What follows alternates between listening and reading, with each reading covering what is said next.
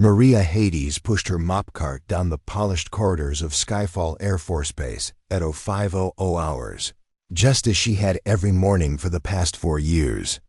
The 34-year-old janitor moved with quiet efficiency past the gleaming fighter jets and bustling personnel, invisible to most who walked these halls. What none of them knew, not the cocky young pilots, not the seasoned mechanics, not even the commanding officers, was that the woman in the gray, custodial uniform cleaning their floors had once been the most feared and respected name in aerial combat. Before we jump back in, tell us where you're tuning in from. And if this story touches you, make sure you're subscribed, because tomorrow, I've saved something extra special for you. The morning sun cast long shadows across the flight line as Maria began her routine in Hangar 7, home to the base's elite F-22 Raptor squadron. She'd specifically requested this assignment when she started working at Skyfall, though she'd never told her supervisor Ray Thompson why. To him, she was just another reliable employee who showed up on time, did her work without complaint, and kept to herself. Maria paused her mopping to watch through the massive hangar doors as Captain Lisa Martinez conducted her pre-flight inspection. On Raptor 447, even from 50 feet away, Maria could see the young pilot was rushing through her checklist, dangerous habit that made Maria's jaw clench involuntarily. The captain skipped the thorough examination of the engine intake, missed checking the hydraulic fluid levels properly, and didn't even bother to inspect the weapon system's mounting points. Sloppy, Maria muttered under her breath, then caught herself. She wasn't a pilot anymore. She was a janitor, and janitors didn't critique flight procedures, but old habits died hard. As Maria continued cleaning, her trained eyes automatically cataloged everything happening around her. She noticed that Raptor 251 had developed a slight hydraulic leak near the port wing, nothing catastrophic, but something that would need attention before its next flight. The maintenance crew working on Raptor 189 had left their impact wrench set to the wrong torque specification, which could cause serious problems if those bolts came loose at altitude. These observations came naturally to someone who had spent 12 years flying the world's most advanced fighter aircraft, someone who had earned the call sign Phantom for her ability to appear out of nowhere and dominate any aerial engagement. But Maria Hades was supposed to be dead, at least according to the official Air Force records. The woman who had piloted more successful combat missions than any pilot in her generation had vanished after a training accident in 2016, choosing to let the world believe she had died rather than face the guilt of surviving when her wingmen hadn't. "Morning, Maria," called out Staff Sergeant David Chun as he walked past carrying a stack of maintenance reports. Chun was one of the few people on base who actually acknowledged her existence, treating her with the same courtesy he showed everyone else regardless of rank or position. "Good morning, Sergeant," Maria replied with a slight smile. Chun reminded her of the enlisted personnel she had worked with during her active duty years, professional, dedicated, and possessing an intuitive understanding of aircraft that often surpassed their officers. "Busy morning," Chun commented, gesturing toward the increased activity in the hangar. "General Crawford's got some kind of inspection planned. Everyone's scrambling to make sure everything looks perfect." Maria's expression darkened at the mention of General William Crawford. In the 4 years she'd worked at Skyfall, she'd observed the general's leadership style up close, and what she saw troubled her deeply. Crawford was the type of officer who valued appearances over substance, protocol over common sense, and rank over competence. He was everything she'd learned to distrust during her own military career. "Maria," the sharp voice of Ray Thompson cut through the hangar noise. "What are you doing just standing around? Those floors aren't going to clean themselves." "Sorry, Mr. Thompson," Maria said, immediately returning to her mop. She'd learned not to argue with her supervisor, even when she was taking a 30-second break after 2 hours of continuous work. As Thompson walked away, Chun shook his head. That guy needs to learn some respect. You work harder than half the people on this base." Maria appreciated Chun's defense, but she'd grown accustomed to being treated as invisible. In some ways, it was easier this way. The less attention she drew, the less likely someone would start asking questions about her background. She'd crafted her civilian identity carefully: Maria Hades, the daughter of a single mother from Nevada, high school graduate with no military experience, reliable worker with excellent references from previous janitorial positions. The sound of jet engines spooling up drew her attention back to the flight line. Captain Martinez was beginning her taxi for takeoff, but Maria noticed something that made her blood run cold.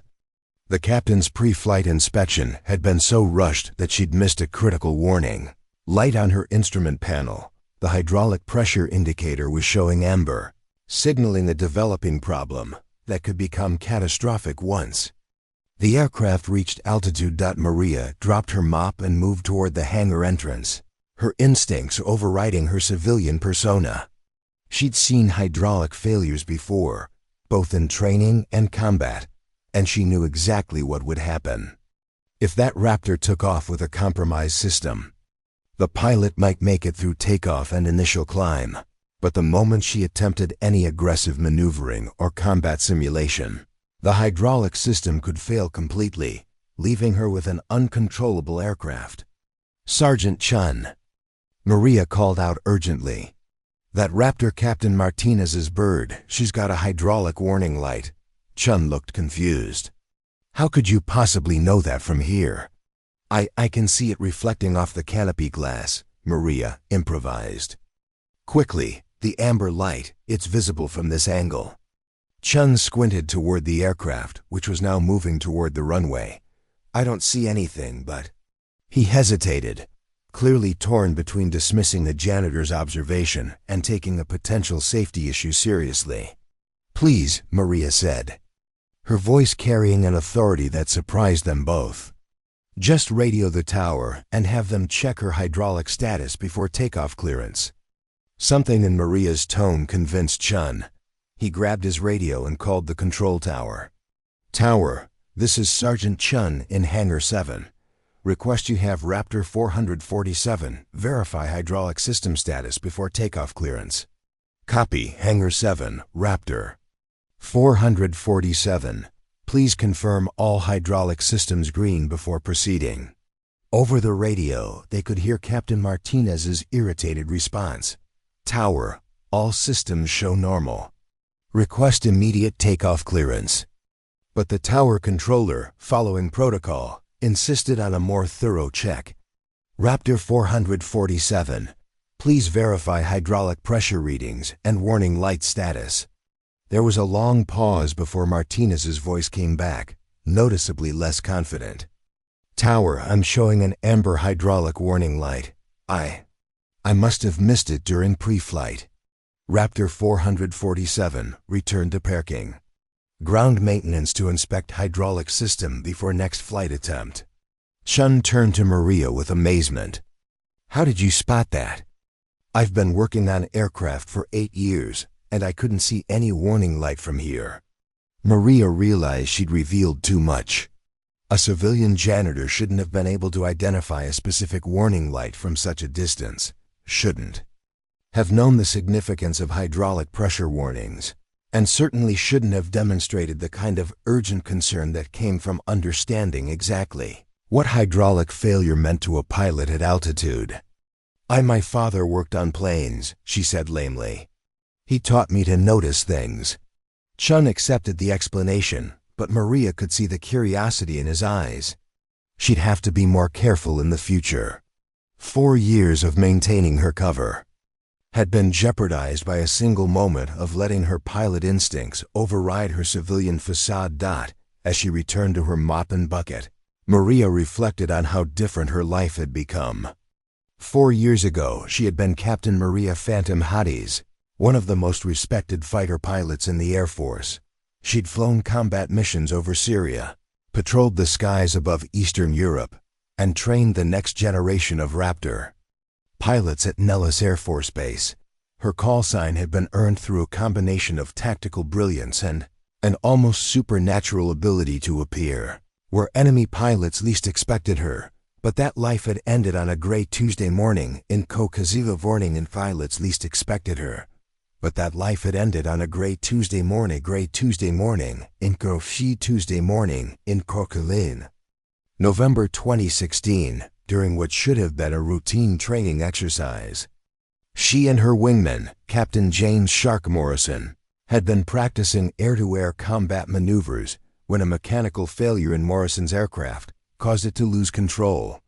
Maria had watched helplessly as her friend and fellow pilot fought to regain control of his F-22, ultimately ejecting just seconds before the aircraft slammed into the Nevada desert. Morrison's ejection seat had malfunctioned. He died on impact while Maria circled overhead, calling desperately for search and rescue. The investigation had cleared her of any wrongdoing. Mechanical failures were part of the inherent risk of military aviation. But Maria knew the truth that the investigators had missed. She'd noticed Morrison's aircraft behaving slightly differently during their pre-flight formation, something in the way it handled that suggested a potential problem. She dismissed it as Morrison's personal flying style, a decision that haunted her every day since the guilt had consumed her. How could she continue flying when her failure to trust her instincts had cost a good pilot his life? How could she train other pilots when she couldn't protect her own wingmen? The Air Force had offered her counseling, time off, even a promotion to get her back in the cockpit. Instead, she'd submitted her resignation and disappeared into civilian life, choosing to let official records show that Captain Maria Hades had died in the same training accident that killed Morrison. Now, 4 years later, she was Maria Hades, the janitor, invisible and forgotten, pushing a mop cart through the halls where pilots like Martinez made the same kinds of mistakes that could get them killed.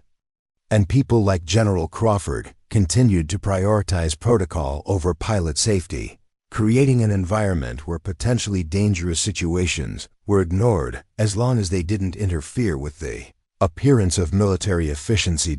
As she worked, Maria couldn't shake the feeling that her carefully constructed civilian life was becoming increasingly difficult to maintain. Her pilot instincts were too strong, her knowledge too extensive, and her concern for aviation safety too genuine to keep completely hidden. Sooner or later, someone was going to start asking questions she wasn't prepared to answer. That someone, she suspected, might be Staff Sergeant Chun, who was still watching her with curious eyes as she moved methodically through the hangar, her trained gaze automatically cataloging every detail of the aircraft and operations around her. She was a phantom trying to remain invisible, but shadows had a way of being noticed by those who knew how to look. General William Crawford arrived at Skyfall Air Force Base that Tuesday morning with the bearing of a man who had never questioned his own importance. At 52, he carried himself with the rigid posture of someone who believed that rank automatically conferred wisdom, and that 25 years in the military had taught him everything worth knowing about leadership. His polished boots clicked against the hangar floor with military precision as he conducted his monthly inspection. Accompanied by a small entourage of nervous subordinates, Maria was emptying trash bins near the administrative offices when she first heard Crawford's voice echoing through the corridors. Even without seeing him, she could tell everything she needed to know about his leadership style from the way he spoke to his personnel, sharp, condescending, and utterly certain of his own superiority. "This is unacceptable," Crawford's voice boomed as he examined a maintenance log. "These reports are sloppy, incomplete, and reflect poorly on this entire operation. I want them redone by 1400 hours, and I want them perfect." "Sir," came the voice of Master Sergeant Williams, the maintenance chief, "these logs meet all Air Force standards. The information is complete and accurate. Sergeant, I've been in this Air Force longer than you've been alive. I know what proper documentation looks like, and this isn't it. The fact that you're arguing with me only proves that discipline at this base has become dangerously lax. Maria continued her work, but her jaw tightened as she listened to Crawford systematically undermine the competence of personnel who, from what she'd observed, were doing excellent work under challenging conditions. This was exactly the kind of toxic leadership that had driven her away from active duty officers who confused intimidation with motivation and believed that criticism was more valuable than recognition. Crawford's inspection tour eventually brought him into Hangar 7, where Maria was cleaning windows on the elevated observation deck. From her position, she had a clear view of the general as he strutted among the F-22 Raptors, pointing out imaginary deficiencies and berating anyone unfortunate enough to be within earshot. "These aircraft should be spotless," Crawford announced to the assembled maintenance crew. "When I see so much as a fingerprint on these canopies, it tells me that pride and attention to detail are lacking throughout this organization." Maria watched as Staff Sergeant Chen stepped forward respectfully. "Sir, these aircraft were cleaned this morning according to standard procedures. All pre-flight inspections have been completed and documented." Crawford's eyes narrowed as he examined Chen's uniform, looking for any excuse to find fault. "Sergeant, when I want your opinion, I'll ask for it. Right now I'm telling you that these standards are inadequate. I expect every surface of every aircraft in this hangar to be spotless by 1600 hours. Sir, with respect, that level of cleaning isn't specified in the technical orders, and excessive handling of sensitive surfaces can actually—" "Are you questioning my orders, Sergeant?" Crawford's voice had dropped to a dangerous whisper. The entire hangar had gone silent, with mechanics and technicians stopping their work to witness the confrontation. "No, sir. I'm simply pointing out that—" "What you're pointing out, Sergeant, is that you think you know better than a general officer. That kind of attitude is exactly what's wrong with today's military. Too many enlisted personnel think they can debate orders instead of following them." Maria felt her hands clench involuntarily. She'd seen this scene played out countless times. During her active duty career, insecure officers who couldn't tolerate any input that might suggest their knowledge was incomplete. Crawford wasn't interested in the technical realities of aircraft maintenance. He was interested in demonstrating his authority at the expense of competent personnel. The general's inspection continued for another hour, during which he found fault with everything from the organization of tool cribs to the posture of personnel standing at attention. Maria observed it all from her various cleaning stations, noting how Crawford's presence created an atmosphere of fear and resentment rather than motivation and pride. What disturbed her most was Crawford's complete disregard for the practical realities of military aviation. When Master Sergeant Williams tried to explain why certain maintenance procedures had to be completed in a specific sequence for safety reasons, Crawford cut him off with a lecture about following orders without question. When a young airman mentioned that weather conditions were affecting the timeline for outdoor maintenance tasks, Crawford accused him of making excuses. This was exactly the kind of leadership that got people killed. Maria had seen it before commanders who were so invested in appearing decisive and authoritative that they refused to listen to input from personnel who actually understood the technical aspects of their jobs. In aviation, that kind of arrogance could be catastrophic. After Crawford finished his tirade and moved on to terrorize personnel in another part of the base, the atmosphere in Hangar 7 slowly began to return to normal. But Maria could see the damage his visit had done. The maintenance crews were tense and demoralized, second-guessing their procedures not because they were wrong, but because they feared further criticism from an officer who clearly didn't understand what he was inspecting. "Unbelievable," Chen muttered as he walked past Maria's cleaning station. 20 years I've been maintaining aircraft, and this guy wants to lecture me about procedures he's never actually performed." "He seemed pretty confident about his opinions," Maria said carefully, testing the waters to see how much Chen might be willing to share about his frustrations. "Confident?" That's one word for it. Chun looked around to make sure Crawford was nowhere in sight. You know what really bothers me? He doesn't actually know anything about F-22 systems. I've been listening to him for 6 months now, and every time he makes a technical comment, it's either wrong or oversimplified. But try to correct him, and suddenly you're being insubordinate. Maria nodded sympathetically while internally cataloging everything Chun had revealed. Crawford wasn't just arrogant, he was incompetent, at least when it came to the technical aspects of modern fighter aircraft. That combination of ignorance and authority was one of the most dangerous things that could exist in a military aviation environment. Has he always been like this? Maria asked. As long as I've known him. The guy's a career administrator who somehow got put in charge of a flying unit. He's never been a pilot, never worked maintenance, but he thinks his rank makes him an expert on everything. Chun shook his head in disgust. The worst part is, he's got enough influence to make life miserable for anyone who contradicts him. Over the next several days, Maria observed the ripple effects of Crawford's leadership style throughout the base. Maintenance personnel were spending excessive time on cosmetic tasks that had no bearing on aircraft safety, while important technical work was being rushed to meet arbitrary deadlines. Pilots were becoming frustrated with equipment that wasn't being maintained to optimal standards because the maintenance crews were being forced to prioritize appearance over function. The breaking point came on Thursday morning when Maria witnessed Crawford publicly humiliating Captain Martinez over a maintenance discrepancy that wasn't even the pilot's fault. Martinez had reported a minor avionics glitch that required investigation, but Crawford treated it as evidence of pilot incompetence rather than responsible safety reporting. Captain, this is the third maintenance issue you've reported this month, Crawford said loud enough for half the hangar to hear. Either you don't know how to operate your aircraft properly, or you're being overly cautious about minor problems that don't actually affect mission capability.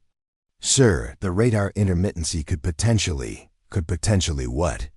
In my experience, pilots who constantly complain about their aircraft are usually covering up for their own deficiencies. Maybe you need some additional training to build confidence in your abilities. Maria watched Martinez's face flush with embarrassment and anger. The captain was one of the most competent pilots on the base, and her attention to detail was exactly what kept F-22s flying safely. Crawford's public criticism wasn't just unfair, it was dangerous, because it discouraged the kind of thorough reporting that prevented accidents. That evening, as Maria was finishing her shift, she found herself thinking about her years as an active duty pilot. She'd served under both good and bad commanders, and she'd learned to recognize the warning signs of toxic leadership.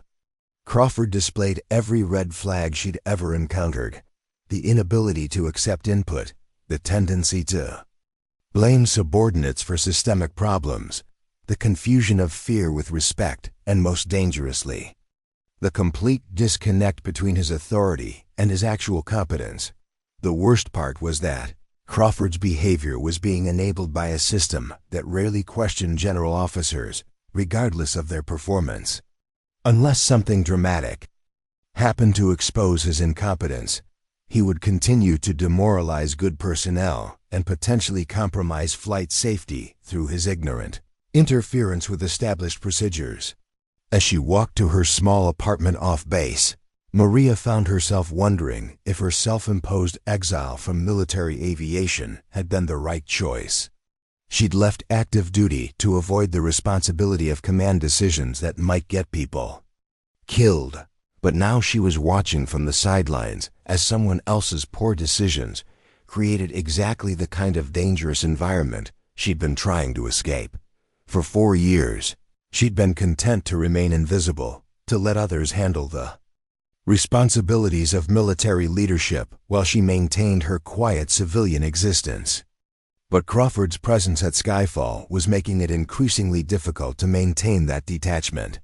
Every day, she saw situations developing that her experience told her could lead to serious problems. And every day, she chose to remain silent, because revealing her knowledge would mean revealing her identity. The following Monday morning brought an unexpected challenge that would test Maria's resolve to remain hidden. She was cleaning the briefing room adjacent to Hangar 7 when she overheard Captain Martinez and two other pilots discussing a complex tactical scenario they'd be flying later that day. The mission involved low-altitude penetration through simulated enemy territory, followed by precision strikes on multiple targets. "I'm telling you, the approach vector they've assigned makes no sense," Martinez was saying, her voice tight with frustration. "Coming in from the northwest puts us directly into the radar coverage of the simulated SAM sites. We'll be sitting ducks." Lieutenant Colonel James Viper Thompson, the squadron commander, nodded grimly. "I tried to raise those concerns with General Crawford during the planning session. He told me the route was designed to test our ability to handle challenging scenarios." "Challenging is one thing," replied Captain Sarah Ghost Williams, the squadron's most experienced pilot after Thompson. "Suicidal is something else entirely. That approach vector violates every principle of tactical aviation I've ever learned." Maria paused in her cleaning, her trained mind automatically analyzing the tactical problem the pilots were describing. She'd flown similar missions dozens of times during her active duty career, and she could immediately see the flaws in the planned approach. The northwest vector would indeed expose the formation to simulated surface-to-air missile threats, but more importantly, it would force the aircraft to approach their targets from an angle that made precision strikes nearly impossible given the terrain features of the training range. "What if we modified the ingress to come in from the southeast?" Martinez suggested. "We could use the mountain ridges for cover and approach the targets from their blind side." "That's exactly what I recommended," Thompson replied. "Crawford shot it down immediately. Said we needed to follow the plan as briefed, no modifications." Maria's hands stilled on her cleaning cloth. The southeast approach Martinez had suggested was textbook perfect for this type of mission. It would provide natural terrain masking, optimal target aspect angles, and multiple escape routes if the simulated enemy responded more aggressively than expected. Crawford's insistence on the northwest approach wasn't just tactically unsound. It demonstrated a fundamental misunderstanding of how modern air-to-ground missions were planned and executed. Unable to stop herself, Maria moved closer to the pilots, pretending to clean the windows while listening to their continued discussion. What she heard only reinforced her growing concerns about Crawford's competence. "He also insisted we maintain formation integrity throughout the entire approach," Williams added. "No tactical spreading, no altitude deconfliction, just straight line. Formation flying like we're in an air show." Thompson shook his head. 20 years of tactical evolution, and he wants us to fly like it's 1985. The man has no concept of modern combat tactics. Maria bit her lip to keep from speaking up. Formation integrity during a tactical approach was not just outdated, it was dangerous. Modern surface-to-air threats require dynamic spacing, varied altitude profiles, and coordinated but independent maneuvering. Crawford's approach would make the entire formation vulnerable to a single well-placed simulated missile shot. "Maybe we could suggest some modifications during the mission brief," Martinez proposed hopefully. "Already tried that," Thompson replied. "Crawford made it clear that any deviation from his planned approach would result in mission failure grades for the entire squadron. He's treating this like a parade formation instead of a tactical exercise." As the pilots filed out of the briefing room, Maria remained behind, her mind racing with the implications of what she'd heard. Crawford wasn't just implementing poor leadership practices, he was actively endangering pilots by forcing them to execute tactically unsound mission profiles. The training exercise might be simulated, but the aircraft were real, the terrain was real, and the potential for accidents was very real when pilots were forced to fly inappropriate tactical profiles.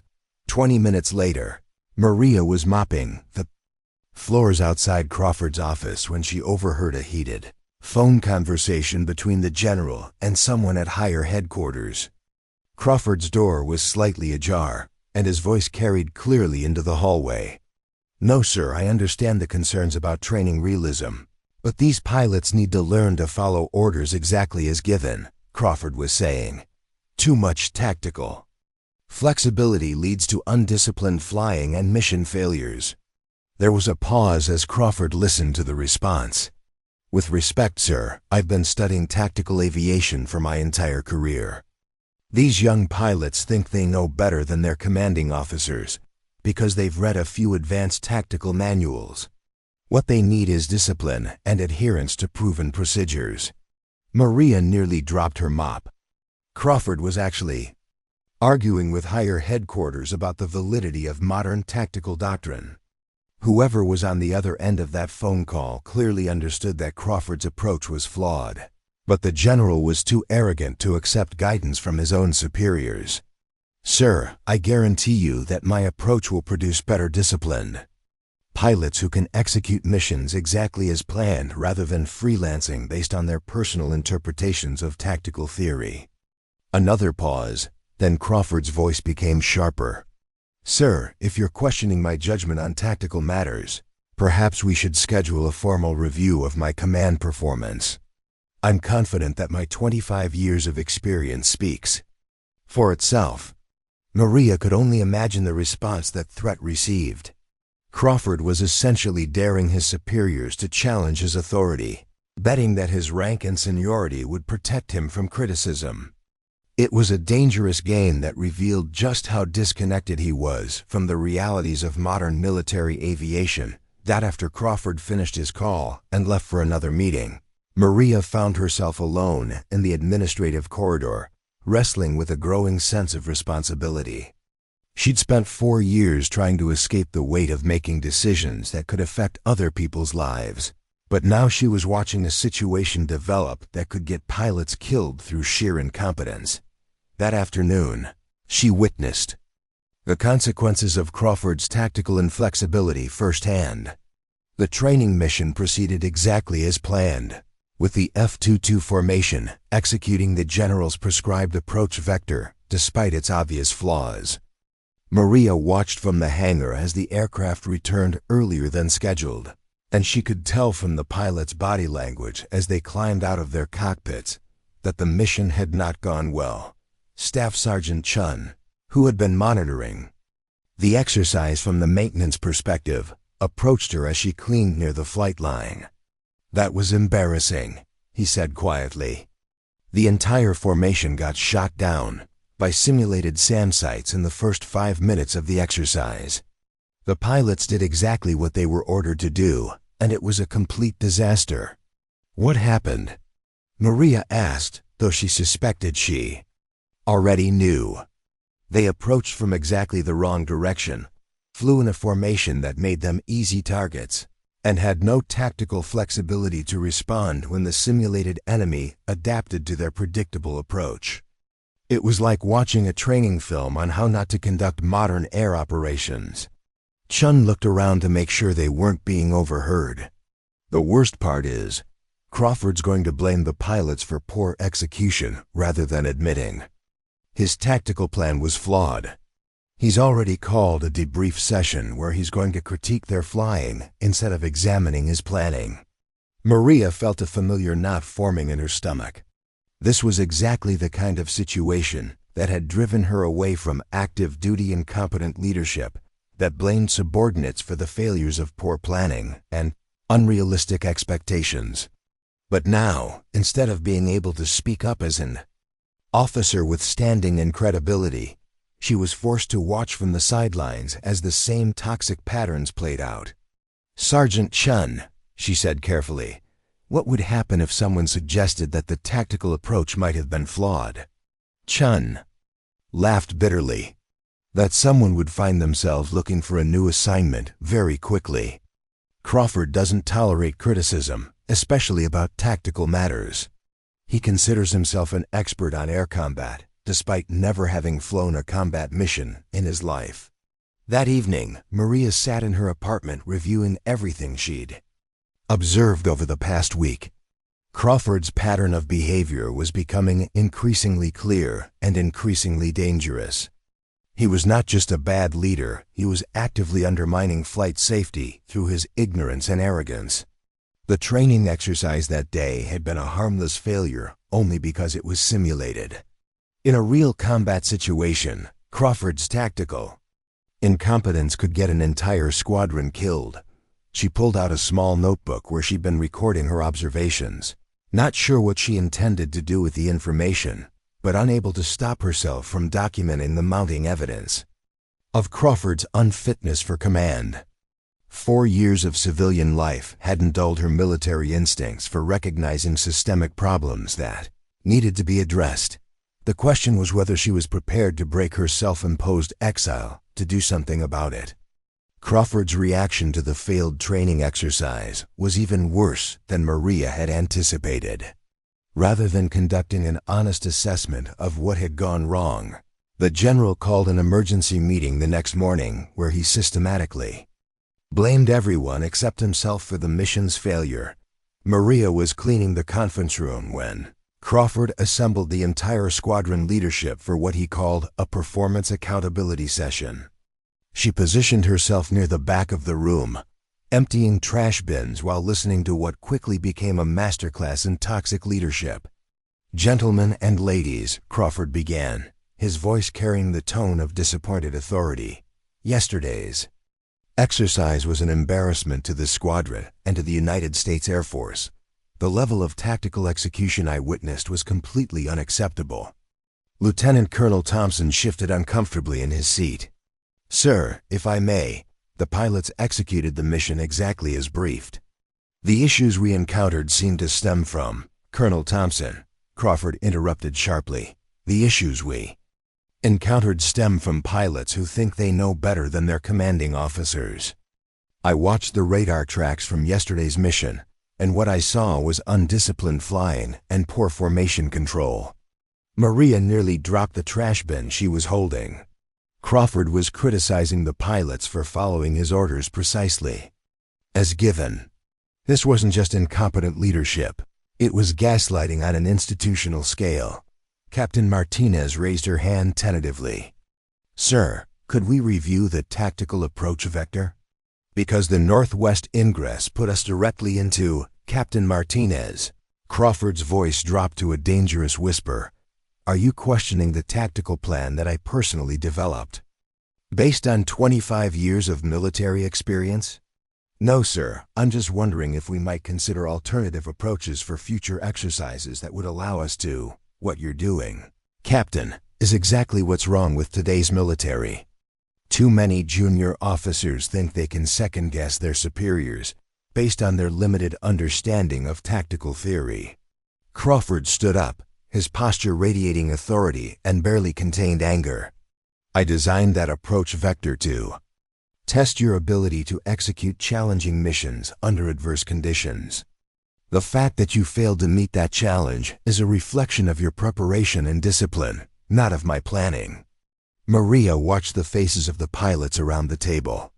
These were competent, experienced aviators who knew exactly what had gone wrong with yesterday's mission, but Crawford's rank and authority made it impossible for them to speak the truth. She could see the frustration and demoralization building in their expressions. "Furthermore," Crawford continued, "I've noticed a disturbing pattern of questioning and second-guessing among the flight crews. This stops today. Military aviation requires absolute trust in the chain of command and precise execution of orders as given. I will not tolerate any further debates about tactical procedures or mission planning." Staff Sergeant Chun, who was present as the senior maintenance representative, cleared his throat carefully. "Sir, from a maintenance perspective, we've noticed some concerns about the stress levels these mission profiles are placing on the aircraft systems. Perhaps we could—" "Sergeant Chun," Crawford turned his attention to the enlisted man with visible irritation. "Your job is to maintain aircraft, not to critique mission planning. If you're having trouble keeping these planes mission ready, perhaps we need to examine your maintenance procedures. Sir, the aircraft are being maintained to exceed all technical specifications. My concern is that some of the tactical profiles are pushing the airframes beyond their optimal performance envelopes, which could lead to, Sergeant, I've heard enough. Crawford's voice had become dangerously quiet. What I'm hearing from you sounds suspiciously like the same kind of excuse-making I'm hearing from the flight crews. Are you telling me that these multi-million-dollar aircraft can't handle the basic tactical maneuvers required for combat effectiveness? Chun looked stunned. No, sir, that's not what I'm saying at all.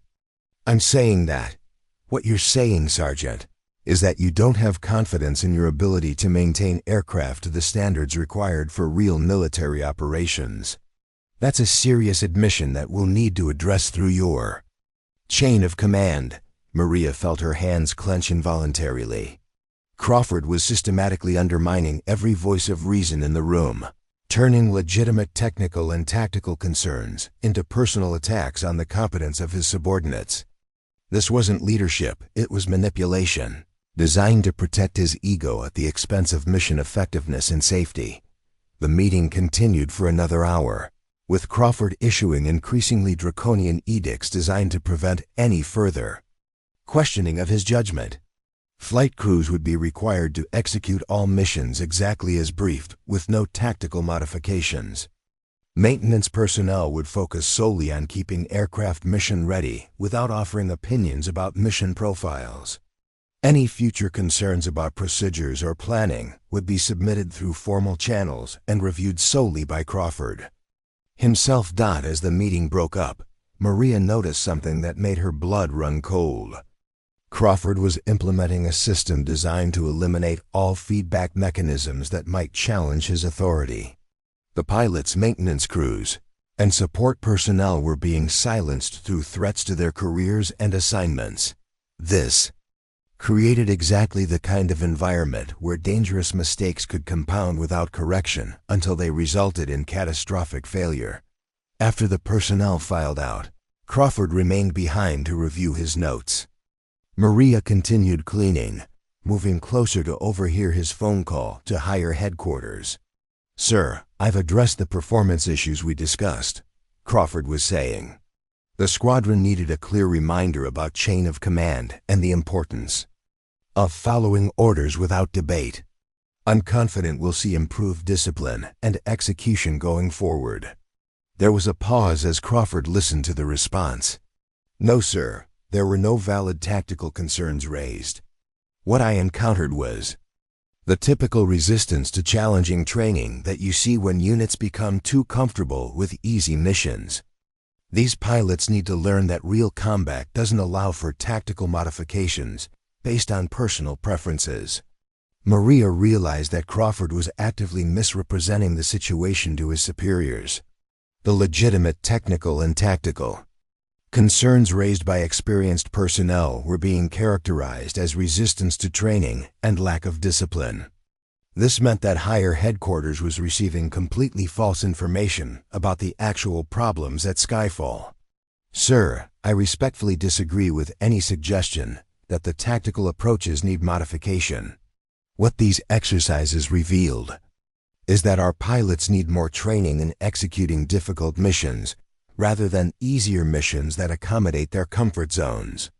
The conversation continued for several more minutes, with Crawford systematically rejecting every suggestion for tactical review or mission modification. By the end of the call, he had convinced his superiors that the problems at Skyfall were personnel issues rather than planning issues, which meant that no external review or correction would be forthcoming. That afternoon, Maria witnessed the immediate consequences of Crawford's crackdown. The atmosphere throughout the base had changed dramatically. Pilots who had previously engaged in the kind of informal technical discussions that were essential for maintaining tactical proficiency were now speaking in hushed tones and avoiding any conversations that might be interpreted as criticism of official procedures. Maintenance personnel were second-guessing their professional observations. afraid to report potential problems that might be seen as challenging Crawford's mission planning. The free flow of information that was essential for flight safety was being systematically choked off by an officer who valued compliance over competence. Chun approached Maria near the end of her shift, his face showing the strain of the morning's events. "I've never seen anything like this," he said quietly. 20 years in the Air Force, and I've never worked under an officer who was so determined to shut down professional input from his own people. "It must be frustrating," Maria replied carefully. "Frustrating doesn't begin to cover it. The man is creating an environment where nobody can speak up about safety issues without risking their career. That's not leadership, that's dictatorship." Chun looked around to make sure they weren't being overheard. "You know what really bothers me? Some of the tactical modifications the pilot suggested yesterday were exactly right. The southeast approach vector that Martinez recommended? That's textbook perfect for this type of mission. But Crawford shot it down because he didn't want to admit that a captain might understand tactical aviation better than he does." Maria nodded, fighting the urge to explain exactly why Martinez's suggestion had been tactically sound. Her pilot training had covered similar scenarios extensively, and she knew that the captain's instincts were absolutely correct. "What happens now?" Maria asked. "Now we hope that Crawford's incompetence doesn't get someone killed before higher headquarters figures out what's really happening here," Chun replied grimly. "Because at the rate things are going, it's not a matter of if something bad happens, it's a matter of when."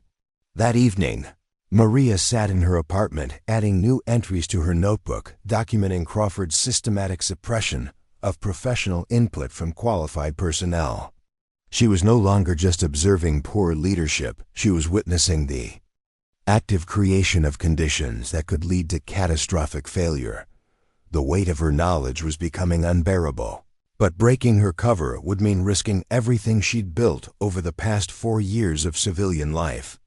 The crisis began developing on a Wednesday morning when the National Weather Service issued severe weather warnings for the entire Colorado Front Range. A massive storm system was moving in from the west, bringing 70 mph winds, heavy snow, and dangerous icing conditions that would make flying treacherous for even the most experienced pilots. Maria was cleaning the meteorology office when she overheard the weather briefing that should have grounded all non-essential flight operations.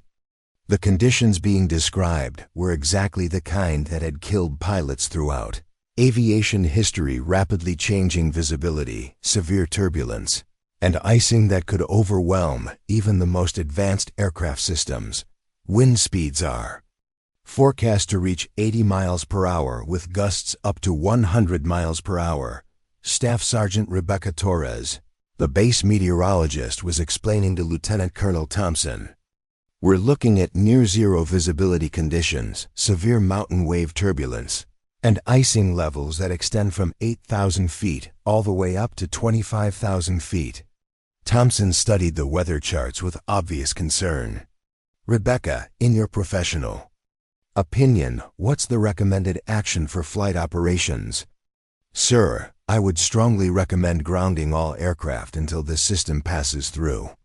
The combination of conditions we're seeing is extremely dangerous, particularly for high-performance aircraft operating in mountainous terrain." Maria paused. In her cleaning, her pilot instincts immediately recognizing the severity of what Torres was describing. These weren't just challenging flying conditions, they were potentially lethal. The mountain wave turbulence alone could overstress aircraft structures, while the icing conditions could cause engine failures or complete loss of control. Preparing and narrating this story took us a lot of time. So if you are enjoying it, subscribe to our channel. It means a lot to us. Now back to the story. Unfortunately, Crawford chose that moment to enter the meteorology office, his expression showing his usual impatience with anything that might interfere with his planned operations. "What's the status on today's training flights?" he demanded without bothering to review the weather data that Torres had been presenting. "Sir," Thompson replied carefully. Staff Sergeant Torres is recommending that we ground all aircraft due to severe weather conditions moving into the area. Crawford's face immediately darkened. Sergeant Torres, are you telling me that the United States Air Force can't operate in a little bad weather? Torres looked surprised by the dismissive tone. Sir, these aren't just adverse conditions. We're looking at a combination of factors that create extreme hazards for aircraft operations. The turbulence levels alone could— Sergeant, I've been in this Air Force for 25 years, and I've seen weather reports that were far more dire. Then this proved to be completely overblown. Crawford gestured dismissively at the detailed meteorological charts. What I see here is a typical winter storm system that any competent pilot should be able to handle. Maria felt her stomach drop. Crawford was about to make exactly the kind of decision that got pilots killed ignoring professional meteorological advice based on his own uninformed assessment of conditions he didn't understand. Sir, Torres tried again, the icing conditions are particularly severe.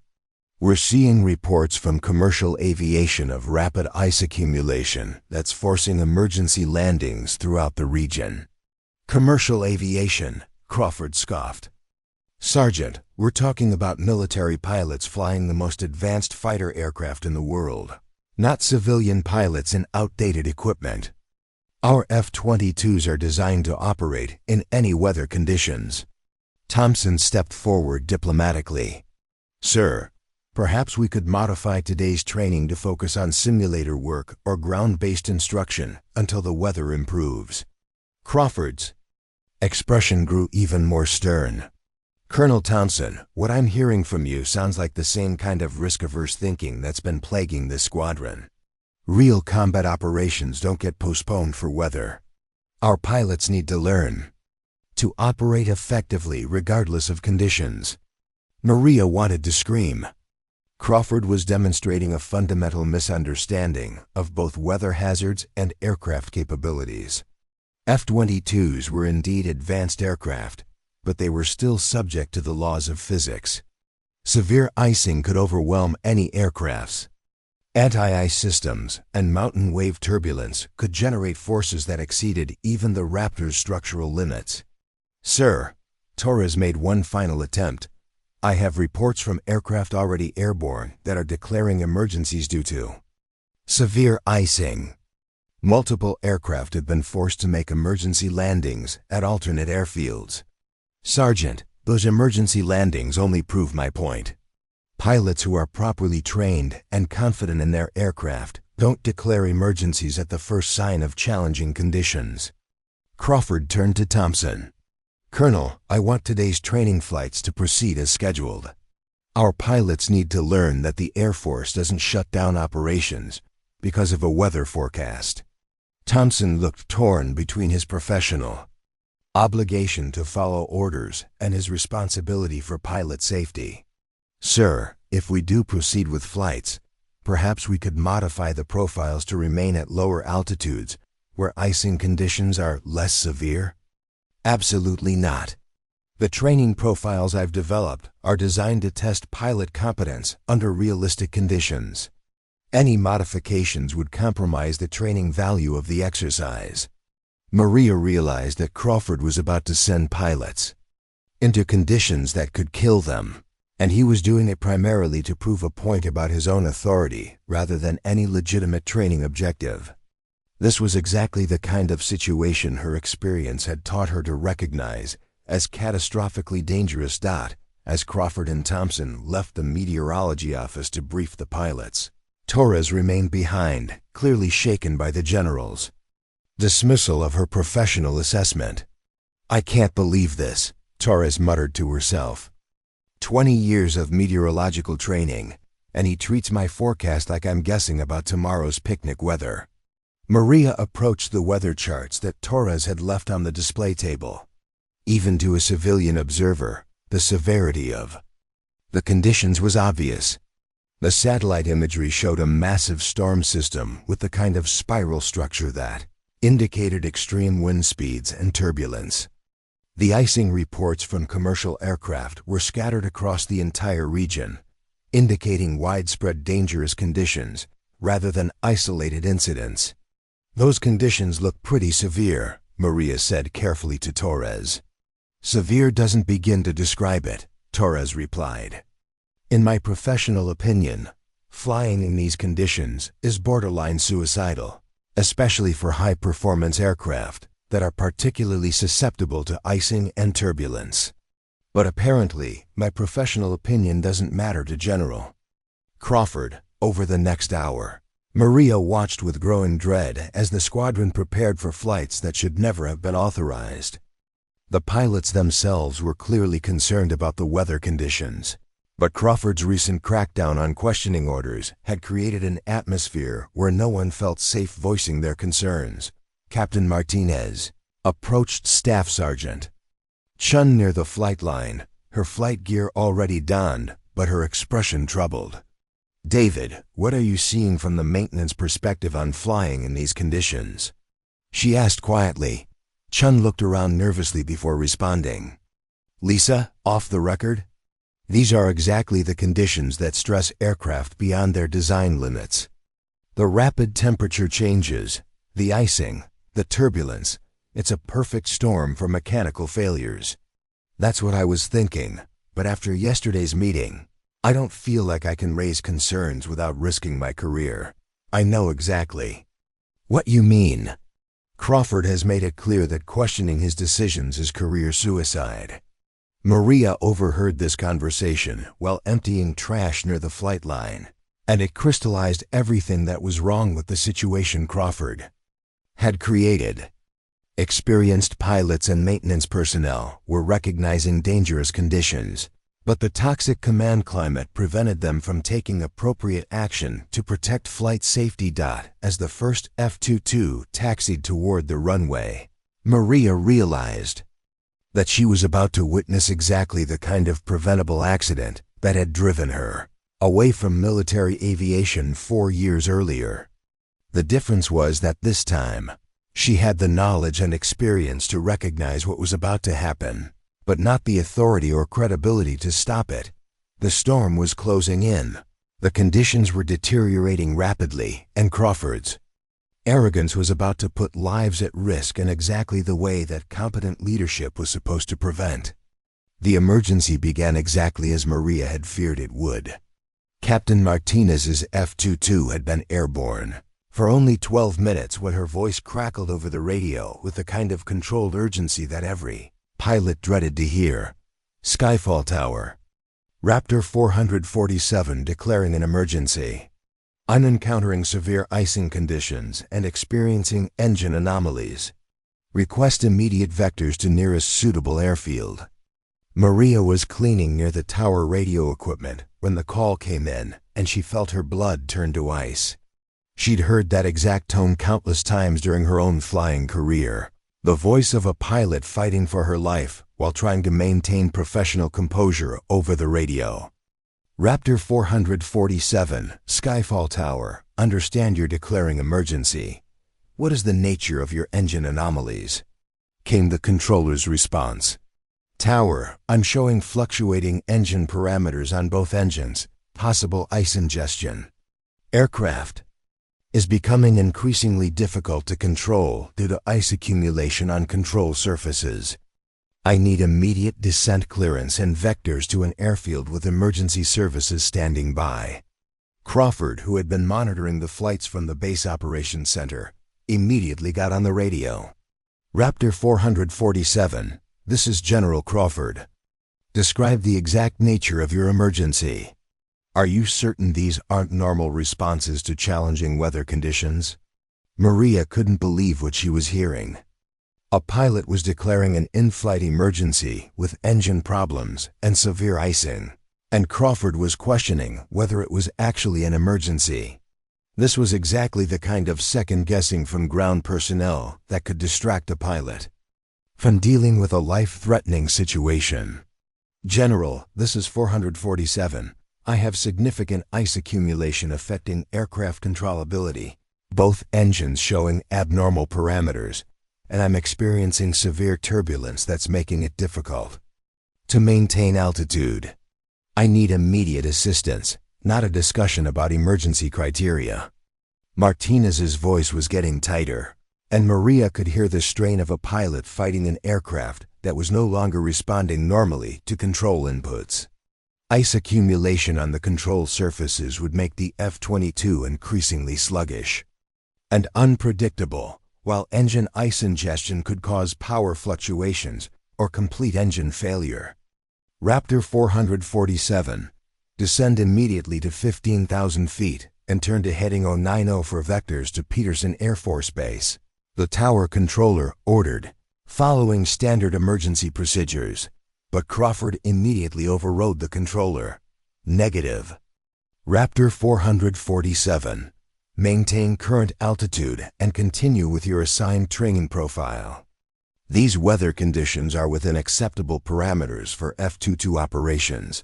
Maria felt her hands clench into fists. Crawford was actively preventing a pilot in distress from taking the actions necessary to save her own life. He was so invested in proving that the weather wasn't dangerous that he was willing to risk Martinez's life rather than admit his judgment had been wrong. "General Crawford, with respect, I'm the pilot in command of this aircraft and I'm declaring an emergency. I'm descending to 15,000 feet immediately." Martinez's voice carried the authority of someone who wasn't going to let ground personnel get her killed through bureaucratic nonsense. "Captain Martinez, you are ordered to maintain current flight parameters until I can assess whether your reported emergency conditions actually warrant." Martinez cut him off. "Tower, Raptor 447 is declaring Mayday, Mayday, Mayday. I have dual engine failure and am unable to maintain altitude. I'm executing emergency procedures and require immediate emergency services at the nearest suitable airfield." The radio chatter exploded as multiple agencies responded to the Mayday call. Air traffic control began clearing airspace emergency. Services were activated, and chase aircraft were scrambled to provide assistance. But through it all, Maria could hear Crawford's voice continuing to question the validity of the emergency and suggesting that Martinez was overreacting to normal weather conditions. Staff Sergeant Chen appeared beside Maria, his face pale with concern.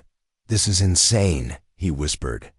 "She's dealing with engine failures and severe icing conditions, and Crawford is still trying to micromanage her emergency procedures from the ground." Maria knew exactly what Martinez was experiencing up there. She'd dealt with similar emergencies during her own flying career, and she understood the split-second decision-making required to save an aircraft and pilot when multiple systems were failing simultaneously. The last thing any pilot needed was interference from ground personnel who didn't understand the immediate reality of the emergency. "Raptor 447. What is your current altitude and airspeed?" came the voice of the tower controller, trying to help coordinate the emergency response. "Tower, I'm at 12,000 feet and descending. Airspeed is fluctuating due to ice accumulation. Both engines are running rough and I'm getting multiple warning lights. I need a straight-in approach to the nearest runway with full emergency services standing by." "Roger 447. Peterson Air Force Base is 20 miles southeast. Turn to heading 130 and begin descent to 8,000 feet. Emergency services are being activated." But again, Crawford interrupted. "Raptor 447, I'm ordering you to attempt to return to Skyfall. Peterson doesn't have the appropriate security clearances for F-22 operations." Maria couldn't stay silent any longer. Without thinking about the consequences, she grabbed Chun's radio and keyed the microphone. "General Crawford, this is a voice from the ground. That pilot needs to land at the nearest suitable airfield immediately. Security clearances don't matter when someone's life is at stake." The radio went dead silent for a moment before Crawford's furious voice responded. "Who is this? Identify yourself immediately." Maria realized she'd just blown her cover completely, But Martinez's life was more important than maintaining her civilian identity. This is someone who knows that you're about to get a pilot killed through your interference with emergency procedures. Security.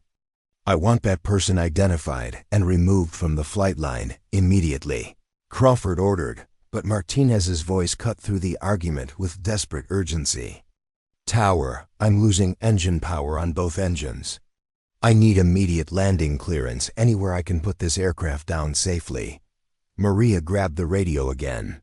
Captain Martinez, this is someone who's been exactly where you are right now. Forget the bureaucracy and do whatever you need to do to save yourself and that aircraft. Your emergency, your decisions. Who the hell is this? Crawford's voice was nearly screaming over the radio. General, came Martinez's strained voice. I don't care who that was, but they're absolutely right. I'm executing emergency landing procedures, and I'm landing this aircraft at Peterson, whether you like it or not. The next 10 minutes were the longest of Maria's life as she listened to Martinez fighting to control a crippled aircraft through severe weather conditions.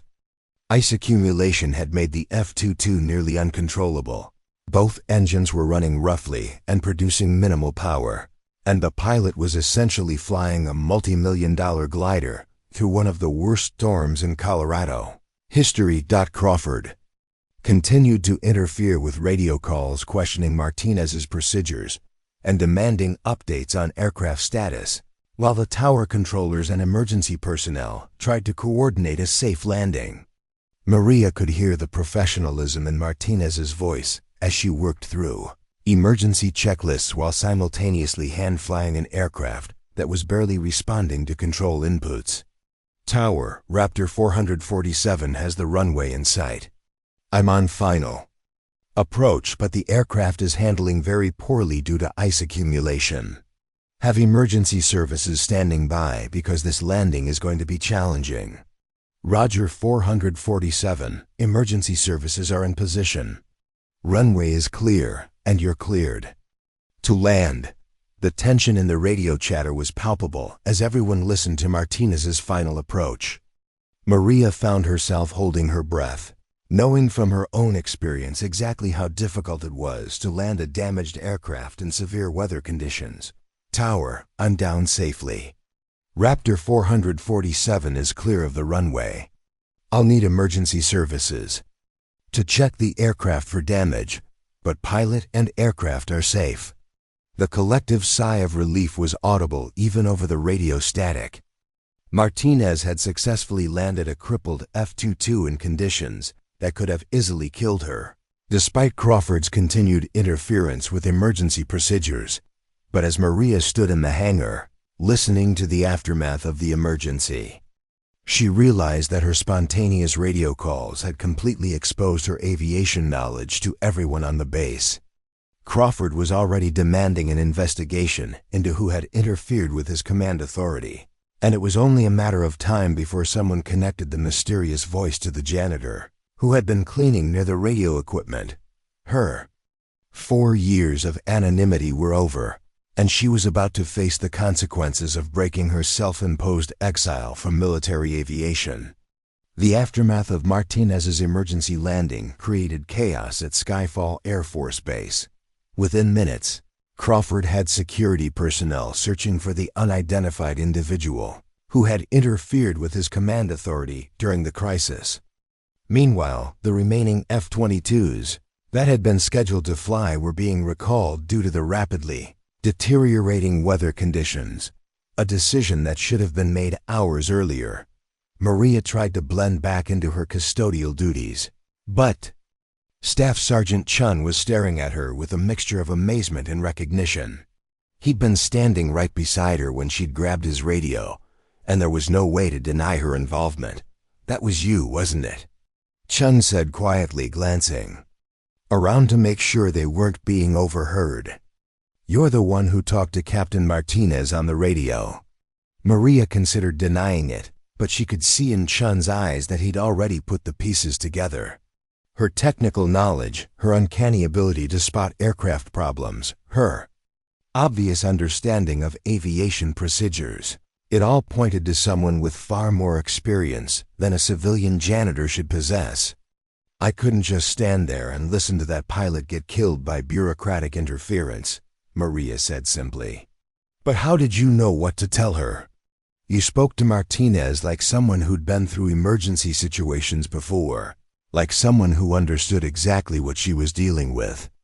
Before Maria could respond, Crawford's voice boomed across the hangar. I want every person who was in this area during the emergency questioned immediately. Someone deliberately interfered with military communications and undermined command authority during a critical situation. Security personnel began spreading throughout the hangar, interviewing anyone who might have had access to radio equipment during Martinez's emergency. Maria realized she had perhaps 10 minutes before they reached her, and she needed to decide how much of the truth she was willing to reveal. Chun looked torn between his loyalty to military protocol and his growing suspicion that Maria was far more than she appeared to be. Listen, I don't know what your story is, but Crawford is furious. He's talking about charging someone with interference with military operations. If you were involved, you need to be prepared for serious consequences.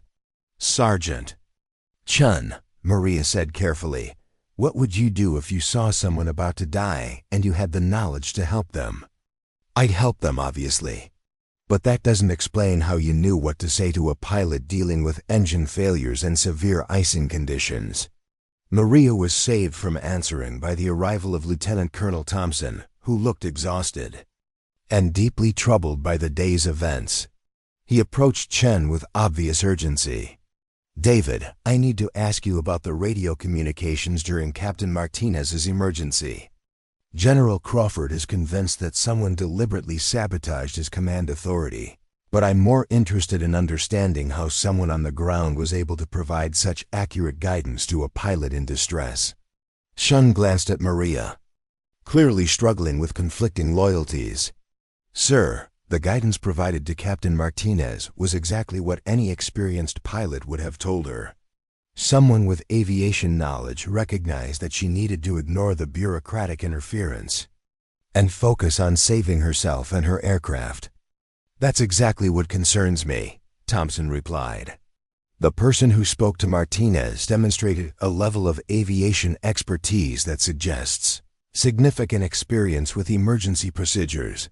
That's not knowledge you pick up from casual observation. Maria realized that Thompson wasn't investigating her interference as a security breach. He was trying to understand how someone with obvious aviation expertise had ended up working as a janitor on his base. His tone suggested curiosity rather than hostility. Sir, Chun said carefully, what if I told you that some of the best aviation insights I've heard on this base in the past 4 years have come from unexpected sources? Thompson looked intrigued. What do you mean by that?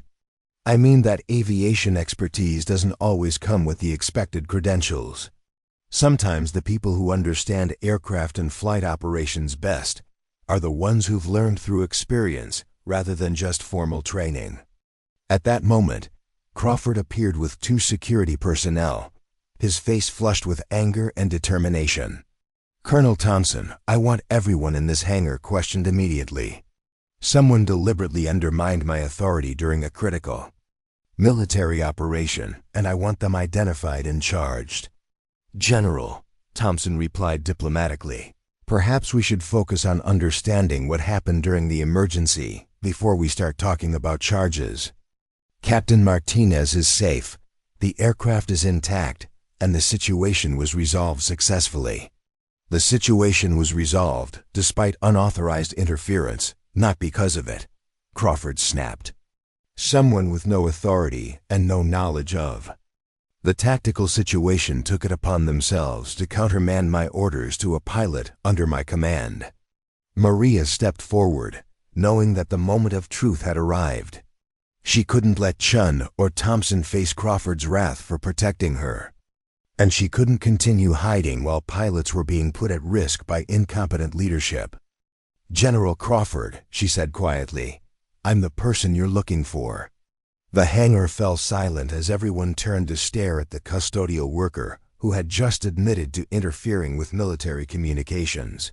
Crawford's expression cycled through surprise, confusion, and then fury as he realized that a civilian janitor had dared to challenge his authority. "You?" Crawford's voice was incredulous. "A janitor thinks she knows more about aviation than a general officer with 25 years of experience?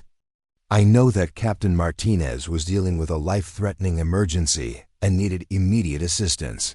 Not a debate about security clearances," Maria replied evenly. "What you know, Miss ... Crawford paused, realizing he didn't even know. "Her name, Hedges, Maria Hedges. What you know, Miss Hedges, is nothing about military aviation, command authority, or emergency procedures. You're a civilian employee who wildly overstepped her boundaries and interfered with military operations." Thompson stepped forward, his curiosity clearly piqued. "Miss Hedges, could you explain how you knew what guidance to provide to Captain Martinez? Your radio calls demonstrated a very specific understanding of emergency procedures." Maria looked around the hangar at the faces watching her chum with his growing suspicion. Thompson with his professional curiosity, Crawford with his outraged authority, and the various other personnel who had gathered to witness the confrontation. She'd spent 4 years hiding from this moment, but Captain Martinez's emergency had made it impossible to remain invisible any longer. "I knew what to tell Captain Martinez because I've been exactly where she was," Maria said simply. "I've dealt with engine failures, severe icing conditions, and emergency landings in weather that should have grounded all aircraft," Crawford scoffed. "Miss Hedges, you're a janitor. You've never been anywhere near the cockpit of a military aircraft." "Actually, General," Maria said, her voice carrying an authority that made everyone in the hangar stop and listen, "I've logged over 2,000 hours in fighter aircraft, including more than 500 hours in F-22 Raptors. I know exactly what Captain Martinez was experiencing because I spent 12 years as a combat pilot dealing with emergencies that would have killed pilots who weren't properly trained and experienced." The silence that followed was deafening. Crawford's face went through several color changes as the implications of her statement began to sink in. Thompson looked stunned, Chun appeared vindicated in his suspicions, and the other personnel seemed to be questioning everything they thought they knew about the quiet janitor, who had been working among them for 4 years. "That's impossible," Crawford finally managed. "Your employment records show no military service. You're a civilian with no aviation background." "My employment records show exactly what I wanted them to show," Maria replied. "But my actual background is significantly different from what you'll find in any civilian personnel file." Thompson stepped closer, his professional interest overriding protocol. "Miss Hedges, what was your rank and unit during your military service?" Maria took a deep breath, knowing that once she answered this question, there would be no going back to her anonymous civilian life. "Captain Maria Hedges, United States Air Force. I flew F-22 Raptors with the 1st Fighter Wing at Langley Air Force Base until 2016. The revelation hit the assembled group like a physical blow. Everyone knew that F-22 pilots were among the elite of military aviation, selected from the best pilots in the Air Force and trained to fly the most advanced fighter aircraft in the world. The idea that such a pilot had been working as a janitor for 4 years was almost incomprehensible.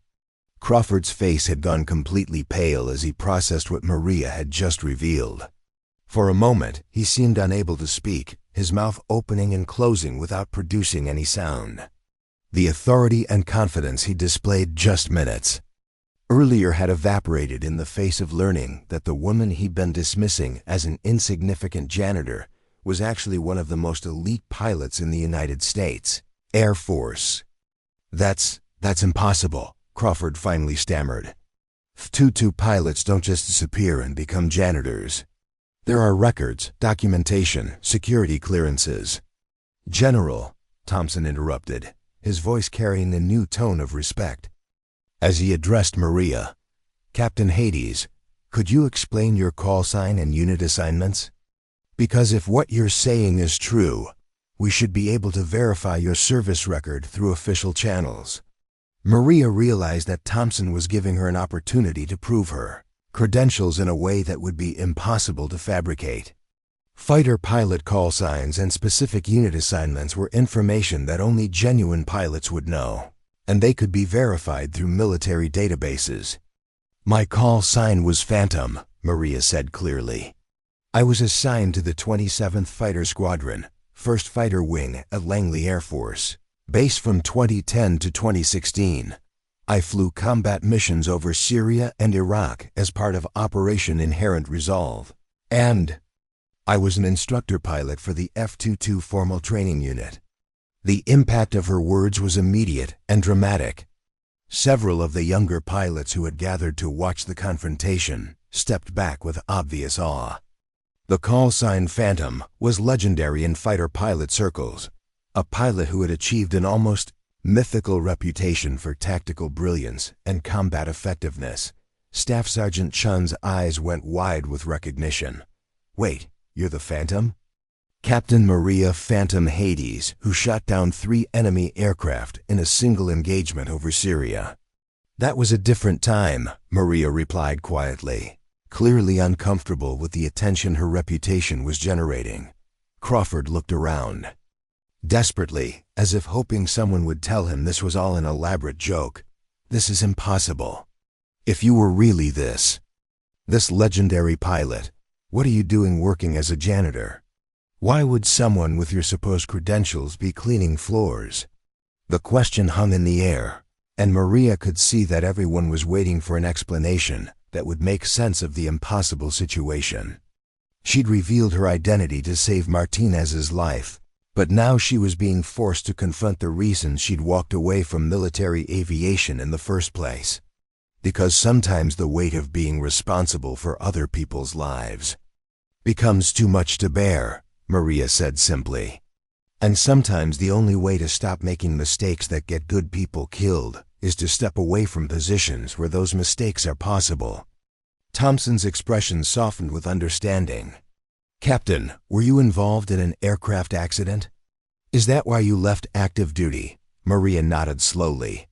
November 2016, training exercise at Nellis. My wingman, Captain James Morrison, died when his aircraft suffered a mechanical failure during a routine training flight. The investigation cleared me of any wrongdoing, but I knew I should have recognized the signs that something was wrong with his aircraft. Captain, Thompson said gently, mechanical failures happen. They're part of the inherent risk of military aviation. Not when your experience should have allowed you to prevent them, Maria replied. I noticed Morrison's aircraft handling differently during our pre-flight formation. Something subtle, but there. I dismissed it as his personal flying style instead of trusting my instincts. That decision cost him his life. The hangar had become completely silent as everyone absorbed the tragedy that had driven one of the Air Force's most accomplished pilots into self-imposed exile. Even Crawford seemed momentarily speechless in the face of such personal revelation. So you walked away, Chun said quietly. You let everyone believe you were dead rather than continue flying. I couldn't trust my judgment anymore. If I couldn't protect my own wingmen, how could I be responsible for training other pilots or leading combat missions? It seemed safer for everyone if Captain Maria Hades simply disappeared. Lieutenant Colonel Thompson stepped forward with obvious respect. Captain, with all due respect, what you've described sounds like survivor's guilt rather than actual negligence. Mechanical failures are unpredictable, and even the most experienced pilots can't prevent every accident. Perhaps, Maria replied, but I couldn't take the risk of being wrong again. Crawford, who had been listening to this exchange with growing discomfort, finally found his voice again. This doesn't change anything. Regardless of your supposed past service, you're currently a civilian employee who interfered with military operations. Your background doesn't give you the authority to countermand the orders of a general officer. Maria turned to face Crawford. Directly, and for the first time since revealing her identity, her voice carried the unmistakable authority of a combat veteran addressing an incompetent superior. "General Crawford, your orders were going to get Captain Martinez killed. You were so invested in proving that the weather wasn't dangerous that you were willing to sacrifice a pilot's life rather than admit your judgment was wrong." "I was following established procedures for emergency situations," Crawford protested, but his voice lacked conviction. "No, General, you were interfering with established emergency procedures. When a pilot declares a mayday, ground personnel provide assistance, not additional obstacles. Captain Martinez needed immediate clearance to the nearest suitable airfield, not a debate about security protocols." Thompson nodded in agreement. "Captain Hades is correct, General. Standard emergency procedures call for immediate assistance to aircraft in distress, not command interference with pilot decision-making." Crawford's face was becoming red with anger and embarrassment. "Colonel Thompson, are you taking the side of a civilian employee over your commanding officer?" "Sir, I'm supporting proper emergency procedures and the professional judgment of qualified personnel," Thompson replied diplomatically. Captain Hades demonstrated exactly the kind of aviation expertise that saves lives in emergency situations. "She's not Captain Hades," Crawford exploded. "She's a janitor who thinks reading pilot manuals makes her qualified to second-guess military commanders." Maria had heard enough. 4 years of suppressed anger at incompetent leadership, toxic command climates, and the kind of ego-driven decision-making that got people killed suddenly came pouring out. "General Crawford," she said, her voice cutting through his bluster like a blade, "I've forgotten more about tactical aviation than you've ever learned.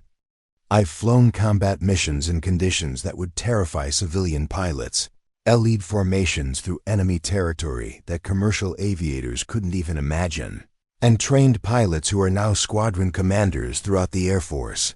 She stepped closer to Crawford, her presence suddenly radiating the confidence and authority that had made her legendary among fighter pilots. "What I haven't done is spend 25 years in administrative positions, pretending that rank makes me an expert on subjects I've never actually studied. I haven't confused my authority with competence, and I haven't let my ego override the safety of personnel under my command." The hangar was dead silent as Maria systematically dismantled Crawford's credibility in front of his own subordinates. "You want to know the difference between us, General? I've actually done the job I'm talking about. I've made the life and death decisions that define military aviation. And when I made a mistake that cost someone their life, I had the integrity to step away rather than continue making decisions I wasn't qualified to make." Crawford looked around the hangar desperately, seeking support from personnel who were now looking at him with obvious doubt and discomfort. His authority had been built on the assumption that his rank automatically conferred expertise, but Maria's presence had exposed the fundamental emptiness of that assumption. "When was the last time you actually flew an aircraft, General?" Maria asked quietly. "When was the last time you made a tactical decision based on first-hand experience rather than theoretical knowledge from a manual you read 20 years ago?" Crawford couldn't answer because they both knew the truth. He was a career administrator who had been given authority over operations he didn't understand, and his incompetence had nearly killed a pilot that very day. The revelation of Maria's true identity had completely shifted the power dynamics at Skyfall Air Force Base, and everyone present understood that nothing would ever be the same again. The immediate crisis wasn't over. While the confrontation in the hangar had been unfolding, the weather conditions had continued to deteriorate, and 2 more F-22s were still airborne, struggling to return to base through increasingly dangerous conditions. The radio crackled with urgent transmissions as both pilots reported severe icing and engine problems, similar to what Martinez had experienced.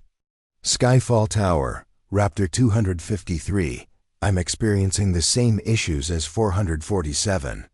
Severe icing, engine fluctuations, and deteriorating aircraft control. Request immediate landing clearance. Raptor 189, same situation here. Both engines running rough, significant ice accumulation. We need guidance for emergency approach procedures. Crawford looked around the hangar with panic in his eyes, clearly overwhelmed by the developing situation. His earlier confidence had completely evaporated, and he seemed paralyzed by the realization that his decisions had created a crisis involving multiple aircraft and pilots. Lieutenant Colonel Thompson immediately took charge. Captain Hades, I know this is highly irregular, but we need your expertise. 2 more pilots are dealing with the same emergency conditions that nearly killed Martinez. Can you help coordinate their recovery? Maria didn't hesitate. The moment pilots were in danger, her self-imposed exile became irrelevant. She moved quickly to the radio equipment, her years of command experience taking over as she assessed the tactical situation. Raptor 253 and 189. This is Captain Hades on ground control. I need immediate status reports on your aircraft systems and current position relative to suitable airfields. Ground control, this is 253. We're 15 miles northwest of Peterson. Both aircraft showing severe icing, engine power fluctuations, and degraded flight controls. We're maintaining formation, but it's getting difficult. 189 here, confirming 253's report. My aircraft is becoming increasingly sluggish, and I'm getting multiple warning lights. We need immediate guidance on emergency procedures. Maria's mind immediately shifted into the tactical problem-solving mode that had made her legendary as a combat pilot. She visualized the aircraft positions, weather patterns, and available landing options, while simultaneously calculating the best approach procedures for damaged aircraft in severe conditions. 253 and 189, listen carefully. Your primary objective is getting both aircraft on the ground safely. Here's what we're going to do. Crawford started to interrupt, but Thompson physically stepped between him and the radio equipment.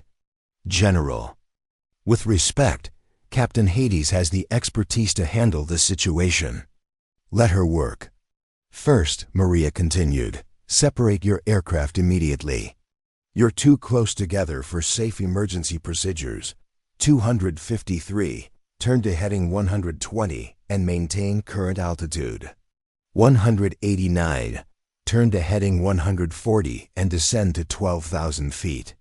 This gives you both maneuvering room if either aircraft becomes uncontrollable. Roger, separating now, came the immediate responses from both pilots. Maria turned to Staff Sergeant Torres, the meteorologist.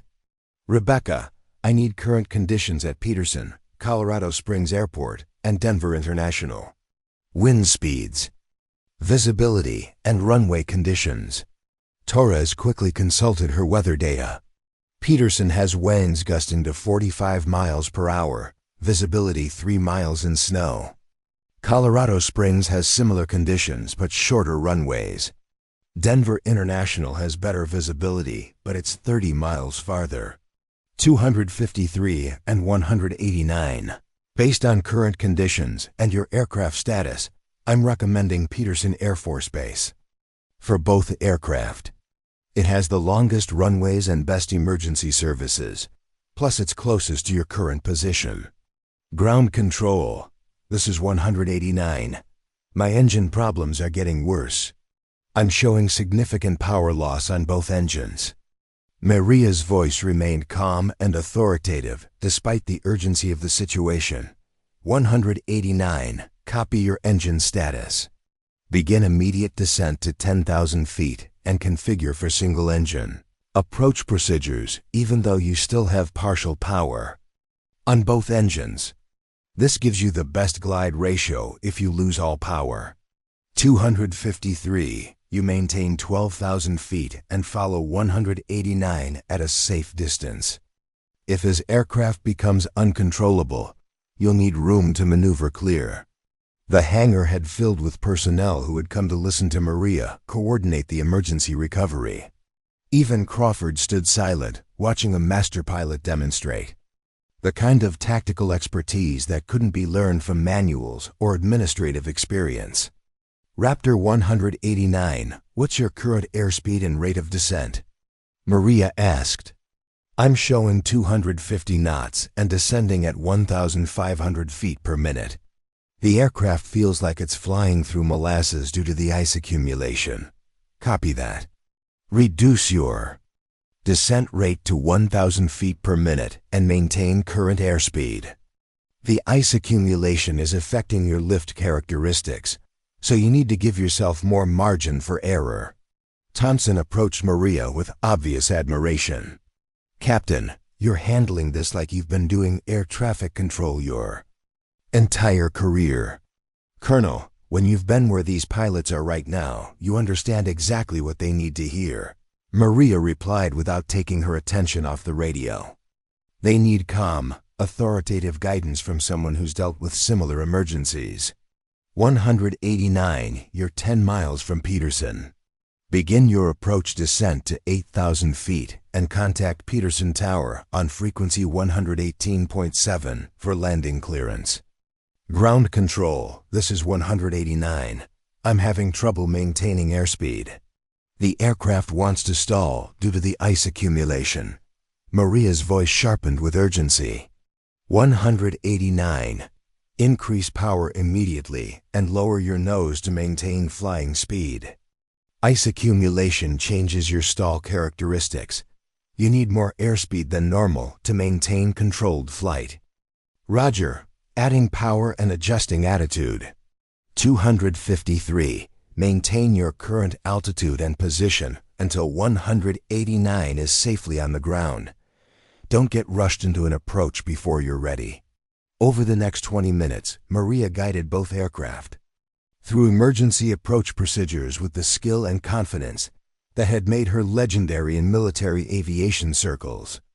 She coordinated with Peterson Tower to ensure emergency services were positioned properly, advised both pilots on ice-contaminated aircraft handling characteristics, and maintained the kind of calm authority that kept everyone focused on solutions rather than problems. Peterson Tower, Raptor 189, is on final approach. Aircraft handling poorly due to ice, requesting full emergency services standing by. Roger 189, emergency services in position. Runway is clear, winds 320 at 35 gusting to 45. Maria keyed her radio one final time for 189. Raptor 189. Remember that your aircraft will want to float due to the ice affecting your wing surfaces. Plan for a longer landing roll and don't try to force it down, let it settle naturally. Copy, ground control. And thank you for the guidance. Your instructions made all the difference. 15 minutes later, both aircraft were safely on the ground at Peterson, their pilots shaken but alive. The emergency that could have resulted in multiple fatalities had been resolved through expert coordination and the kind of tactical knowledge that only came from years of first-hand experience. With similar situations. As Maria set down the radio microphone, the hangar erupted in spontaneous applause from the assembled personnel. She'd just demonstrated why she'd been considered one of the Air Force's most exceptional pilots, coordinating a complex emergency recovery with the skill and confidence that had made her call sign legendary. Crawford stood in the corner of the brutal hangar, his face pale and his authority in complete ruins. Everyone present had just witnessed the difference between real expertise and administrative rank, and the contrast couldn't have been more dramatic. Thompson approached Maria with obvious respect. Captain, that was absolutely brilliant. You saved 2 aircraft and 2 pilots with that coordination. I did what any experienced pilot would have done, Colonel, Maria replied quietly. The difference is that I've been in those cockpits before. I know what those pilots were experiencing and what they needed to hear. But as the immediate crisis passed, Maria realized that her 4 years of anonymity were over forever. Word of What had happened would spread throughout the military aviation community within hours, and there would be no returning to her quiet civilian life as a janitor at Skyfall Air Force Base. The question now was what came next, both for her and for General Crawford, whose incompetence had been exposed in the most public and dramatic way possible. Within hours of the emergency, word of what had happened at Skyfall Air Force Base was spreading through military aviation channels like wildfire. The story of a legendary F-22 pilot working as a janitor who had emerged from anonymity to save 3 aircraft and pilots was the kind of tale that captured imaginations throughout the Air Force community.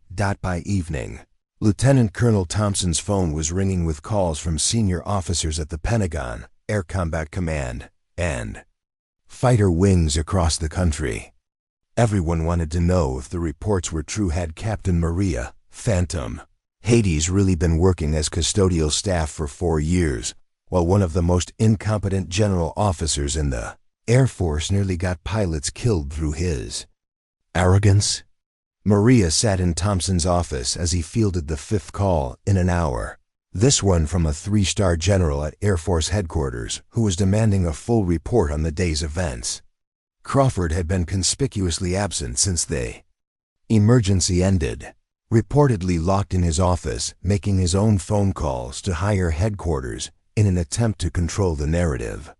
Yes, sir, I can confirm that Captain Hades successfully coordinated the emergency recovery of 3 F-22 aircraft in severe weather conditions, Thompson was saying into the phone. Her expertise and tactical knowledge were instrumental in preventing what could have been multiple fatalities. There was a long pause as Thompson listened to the response. No, sir, General Crawford did not coordinate the emergency response. In fact, his interference with standard emergency procedures potentially endangered the pilots involved. Captain Hades had to override his authority to ensure proper emergency protocols were followed. Maria watched Thompson's expression grow more serious as the conversation continued. Yes, sir, I understand there will be a formal investigation. Captain Hades and all personnel involved will be available for questioning. After Thompson ended the call, he turned to Maria with a mixture of admiration and concern. Captain, you should know that this incident has attracted attention at the highest levels of the Air Force. There are going to be some very serious questions asked about how a pilot with your qualifications ended up working as custodial staff while an incompetent officer was given command of fighter operations. Colonel, I chose my civilian life deliberately. I wasn't hiding from the Air Force. I was hiding from myself and the responsibility of making decisions that could get people killed. And yet today you made exactly those kinds of decisions. And you saved 3 lives in the process, Thompson pointed out. Captain, with respect, what happened here today demonstrates that your judgment wasn't flawed 4 years ago. You were dealing with an unpreventable accident that could have happened to any pilot. Before Maria could respond, Staff Sergeant Shun knocked on the office door. Sir, there's a Colonel Patricia Hayes here from Air Force headquarters. She says she needs to speak with Captain Hades immediately. Thompson and Maria exchanged glances. When headquarters sent a full colonel to investigate an incident this quickly, it meant the situation was being taken very seriously at the highest levels of command. Colonel Hayes was a sharp-eyed woman in her 50s with the bearing of someone who had spent years investigating military aviation incidents. She entered Thompson's office with a thick folder of documents and the focused intensity of an experienced investigator. Captain Hades, Hayes said without preamble, I'm here to conduct a preliminary investigation into today's events. I need to understand exactly what happened, why it happened, and how we prevent similar incidents in the future. Over the next 2 hours, Hayes conducted a thorough interview that covered everything from Maria's decision to assume a civilian identity to her coordination of the emergency response. Her questions were precise and professional, designed to establish facts rather than assign blame. Captain, Help me understand your decision-making process when you chose to intervene during Captain Martinez's emergency. Hayes said, "You knew that breaking your civilian cover would expose your true identity and end the anonymous life you'd built." "Colonel, I heard a pilot declaring a mayday while ground personnel were interfering with proper emergency procedures. At that point, my personal situation became irrelevant. My responsibility was to help save that pilot's life using whatever knowledge and experience I possessed." Hayes made notes on her tablet. "And your assessment of General Crawford's performance during the emergency?" Maria chose her words carefully. "Colonel, General Crawford's interference with established emergency procedures endangered the lives of pilots under his command. His lack of understanding about aviation operations created exactly the kind of situation where good people die due to poor leadership." "That's a serious assessment, Captain. Are you prepared to substantiate those claims in a formal investigation?" "Yes, ma'am. I've been documenting General Crawford's leadership failures for months. His pattern of behavior creates a command climate where safety concerns can't be raised and professional expertise is dismissed based on rank rather than competence." Hayes looked intrigued. "You've been documenting his performance?" "Yes, ma'am. As someone with extensive aviation experience, I couldn't help but notice when decisions were being made that could endanger personnel. I kept detailed records because I suspected that eventually someone would need to understand what was really happening at this base." The investigation continued into the evening, with Hayes interviewing pilots, maintenance personnel, and support staff about their experiences under Crawford's command. The picture that emerged was consistent and damning pattern of toxic leadership that had systematically undermined flight safety and personnel morale. Around 2,100 hours, Crawford finally appeared at the investigation site, accompanied by a military lawyer and wearing the expression of someone who knew his career was effectively over. Hayes interviewed him for 3 hours, during which his explanations for the day's events became increasingly desperate and unconvincing. The next morning brought news that surprised no one who had witnessed the previous day's events. Crawford had been relieved of command pending a formal investigation into his fitness for duty. The preliminary findings suggested that his interference with emergency procedures and systematic dismissal of professional expertise had created an environment where personnel safety was compromised. Thompson was appointed as acting base commander while the investigation continued, and one of his first official acts was to offer Maria a consulting position, helping to review and improve flight safety procedures at Skyfall.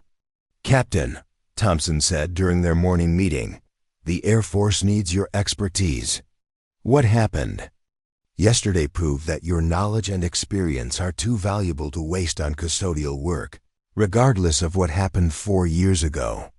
Maria looked out the window at the flight line where F-22s were preparing for the day's training missions that would be conducted under proper weather protocols and emergency procedures, thanks to the changes already being implemented. "Colonel, I appreciate the offer, but I'm not sure I'm ready to return to active duty. The weight of responsibility for other people's lives." "Captain, you carried that responsibility yesterday and performed flawlessly. You saved 3 pilots who would have died without your intervention. That doesn't sound like someone whose judgment is impaired. It sounds like someone who's exactly what military aviation needs." Thompson pulled out a folder containing official documents.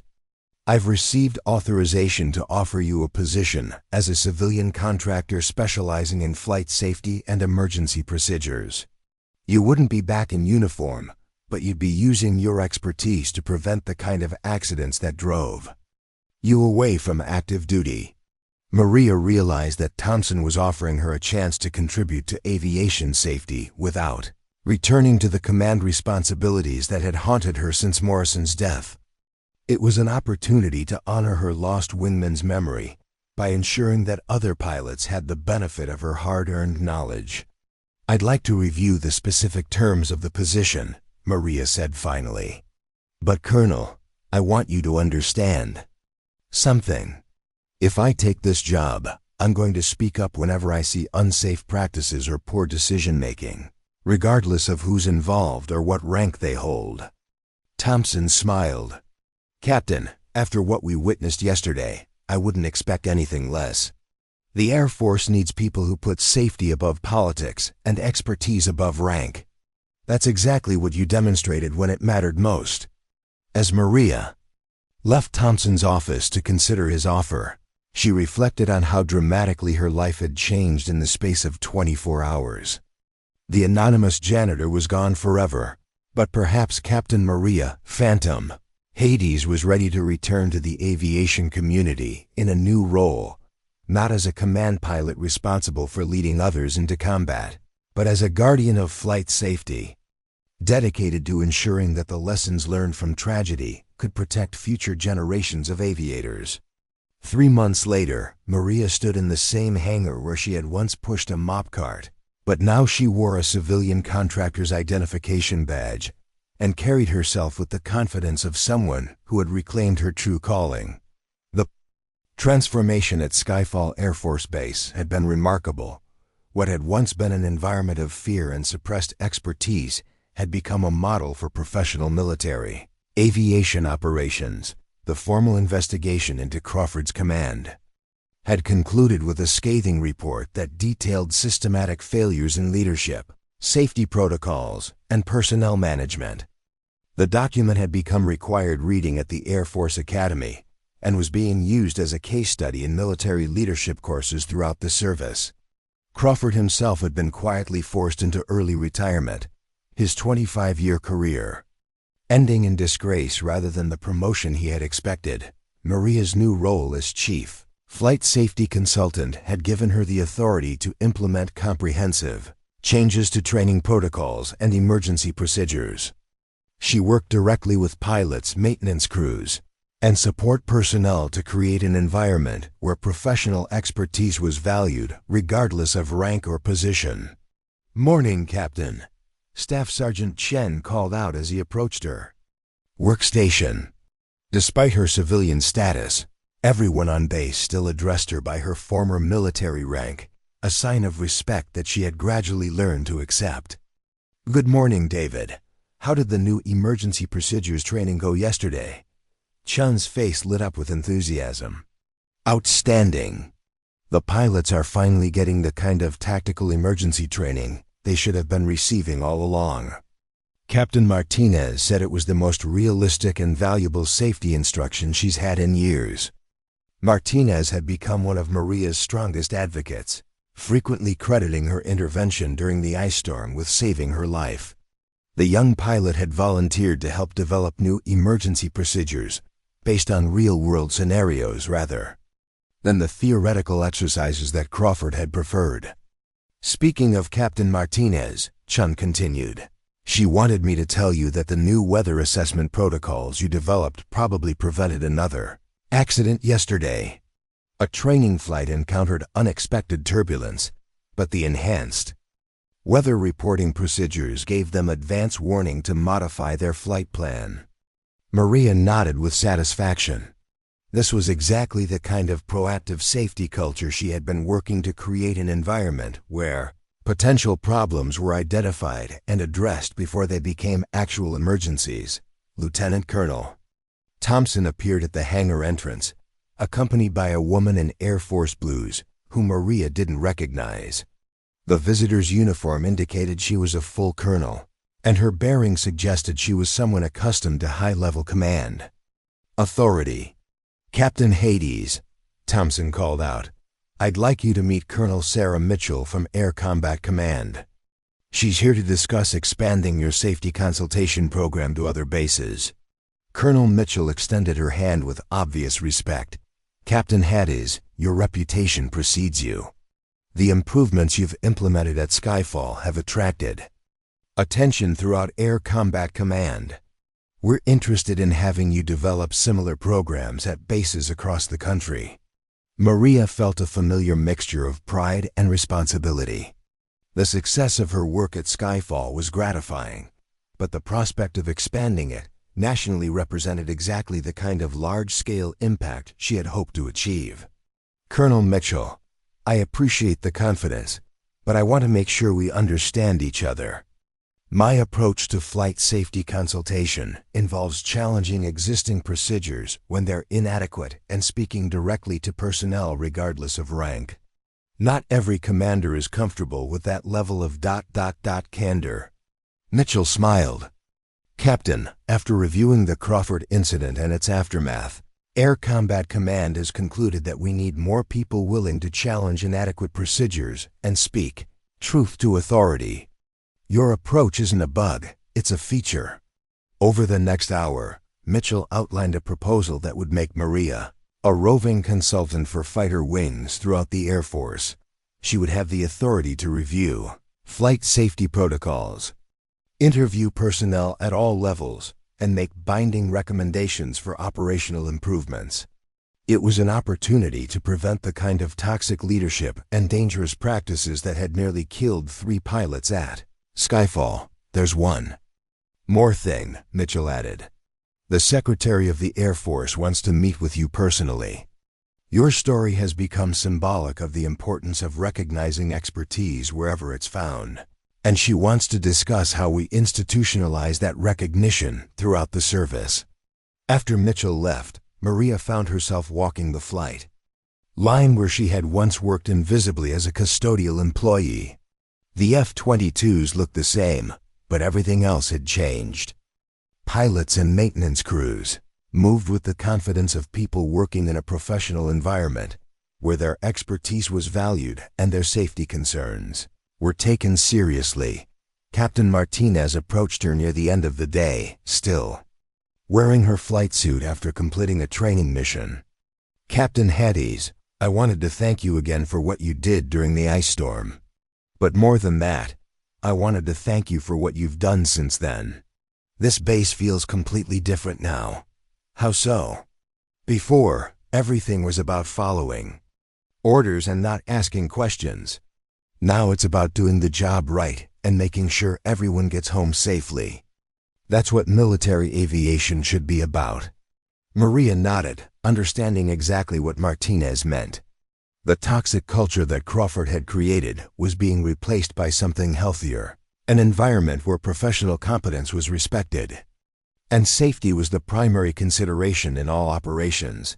That evening, Maria sat in her apartment reviewing the proposal from Air Combat Command.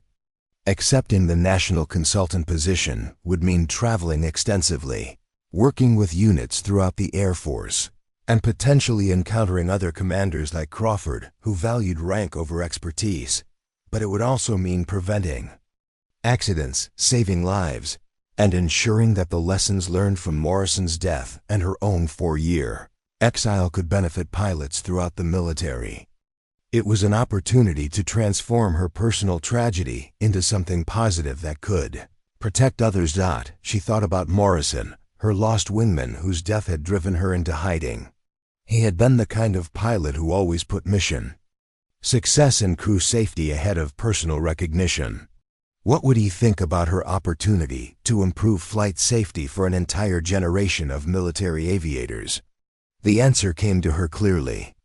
Morrison would want her to take the job, to use her experience and expertise to prevent other pilots from facing the kind of mechanical failures and emergency situations that had claimed his life.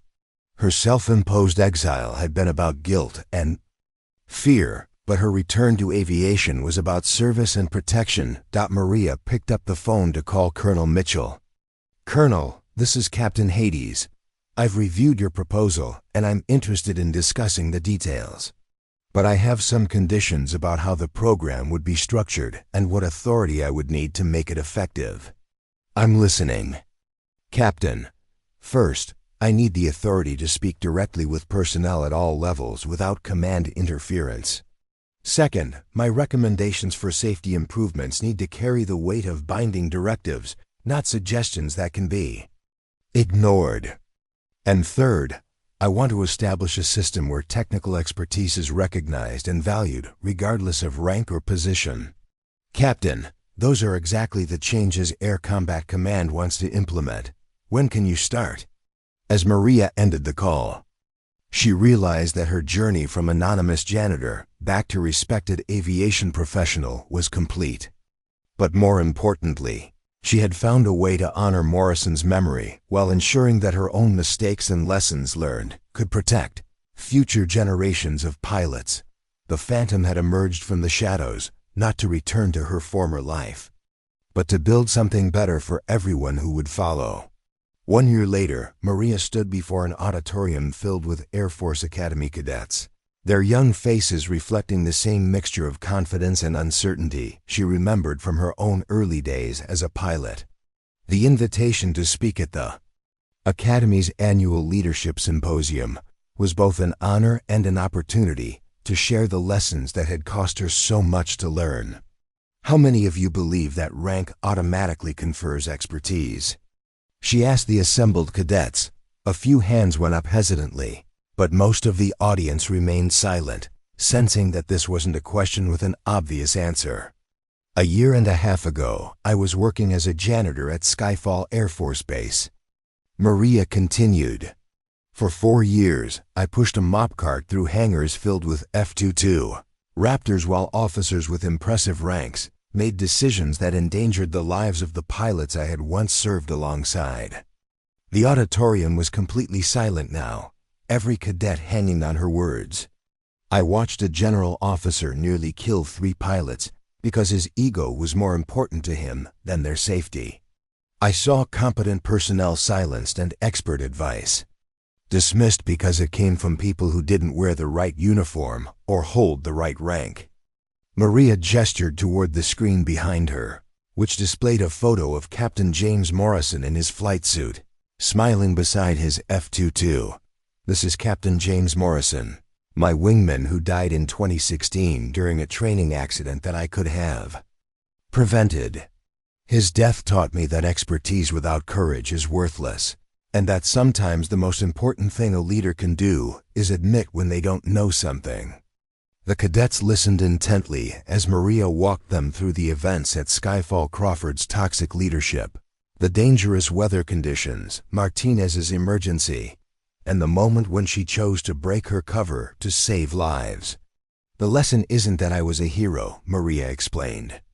"The lesson is that leadership requires the humility to recognize expertise wherever you find it, the courage to speak up when lives are at stake, and the wisdom to value competence over compliance." After her presentation, Maria was approached by a young cadet whose questions reminded her of her own younger self, eager, ambitious, but beginning to understand the weight of responsibility that came with military leadership. "Ma'am," the cadet asked, "how do you know when to challenge authority versus when to follow orders?" "That's the right question," Maria replied. "The answer is that you challenge authority when lives are at stake and you have knowledge that can prevent harm. You follow orders when they're legitimate, legal, and don't endanger the people you're sworn to protect." "But what if challenging authority hurts your career?" Maria smiled, thinking of the path that had led her from legendary pilot to anonymous janitor to national flight safety consultant. "Cadet, your career isn't more important than other people's lives. The moment you start making decisions based on protecting your own advancement rather than protecting your people, you've stopped being a leader and started being a bureaucrat." Later that evening, Maria received a call from Colonel Mitchell with an update on the National Flight Safety Initiative that had grown out of the Skyfall incident. "Captain, I wanted to give you the latest numbers," Mitchell said. "Since implementing your protocols at 23 bases across the country, we've seen a 40% reduction in flight safety incidents and a 60% improvement in pilot confidence ratings." "About command decision-making, what about resistance from senior officers?" "There was some initial pushback, but the results speak for themselves. More importantly, we've identified and removed 7 commanders whose leadership styles were similar to Crawford's. The Air Force is finally learning to distinguish between authority and competence." The conversation continued for another hour, covering expansion plans for the safety program and Maria's upcoming assignment to review procedures at overseas bases. What had started as one woman's intervention during a single emergency had evolved into a systematic reform of how the Air Force approached flight safety and command accountability. That weekend, Maria visited Morrison's grave at Arlington National Cemetery, something she did every few months to update him on her progress and reflect on how far she'd come since his death. "Jimmy," she said quietly, kneeling beside his headstone, "I think we're finally making the kind of difference you would have wanted. The program has prevented at least 12 accidents that we know of, and who knows how many more we'll never hear about because they didn't happen." She placed a small F-22 model beside the headstone, a tradition she'd started when she first began working to improve flight safety protocols. "I know you'd be proud of what we've accomplished, but more than that, I think you'd be glad that your death wasn't meaningless. Every pilot who doesn't die because someone spoke up about unsafe conditions, every commander who listens to expert advice, regardless of where it comes from, that's your legacy too." As Maria prepared to leave, she reflected on the unexpected journey that had brought her from the depths of guilt and self-imposed exile to a position where she could honor Morrison's memory by protecting other pilots. The legendary Phantom would never fly combat missions again, but Captain Maria Hades had found a different kind of heroism in speaking truth to power and valuing lives over politics.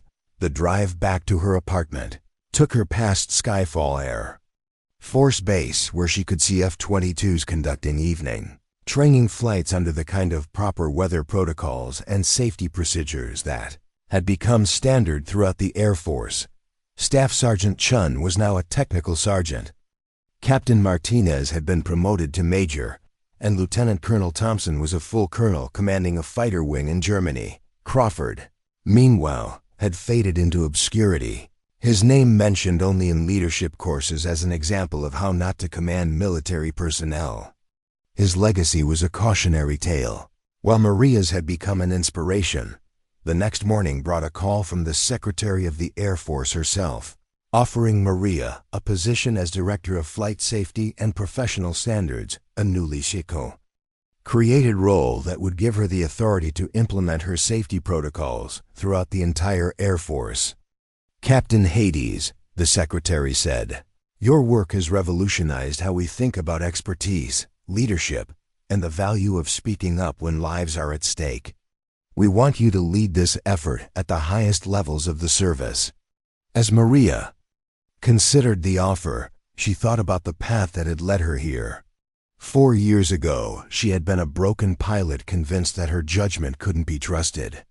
Today, she was being asked to shape flight safety policy for the entire United States Air Force. The transformation wasn't just personal, it was institutional. The military was learning to value competence over rank, expertise over authority, and safety over ego. It was exactly the kind of change that Morrison would have supported, and exactly the kind of legacy that could honor his memory while protecting future generations of aviators. "Madam Secretary," Maria said finally, "I accept the position, but I want to make sure we understand each other. I'm going to speak up when I see unsafe practices, regardless of who's involved or what rank they hold. That's not going to change." "Captain," the Secretary replied with obvious satisfaction, "that's exactly why we want you for this job." Up next, you've got 2 more standout stories right on your screen. If this one hit the mark, you won't want to pass these up. Just click and check them out. And don't forget to subscribe and turn on the notification bell so you don't miss any upload. From us,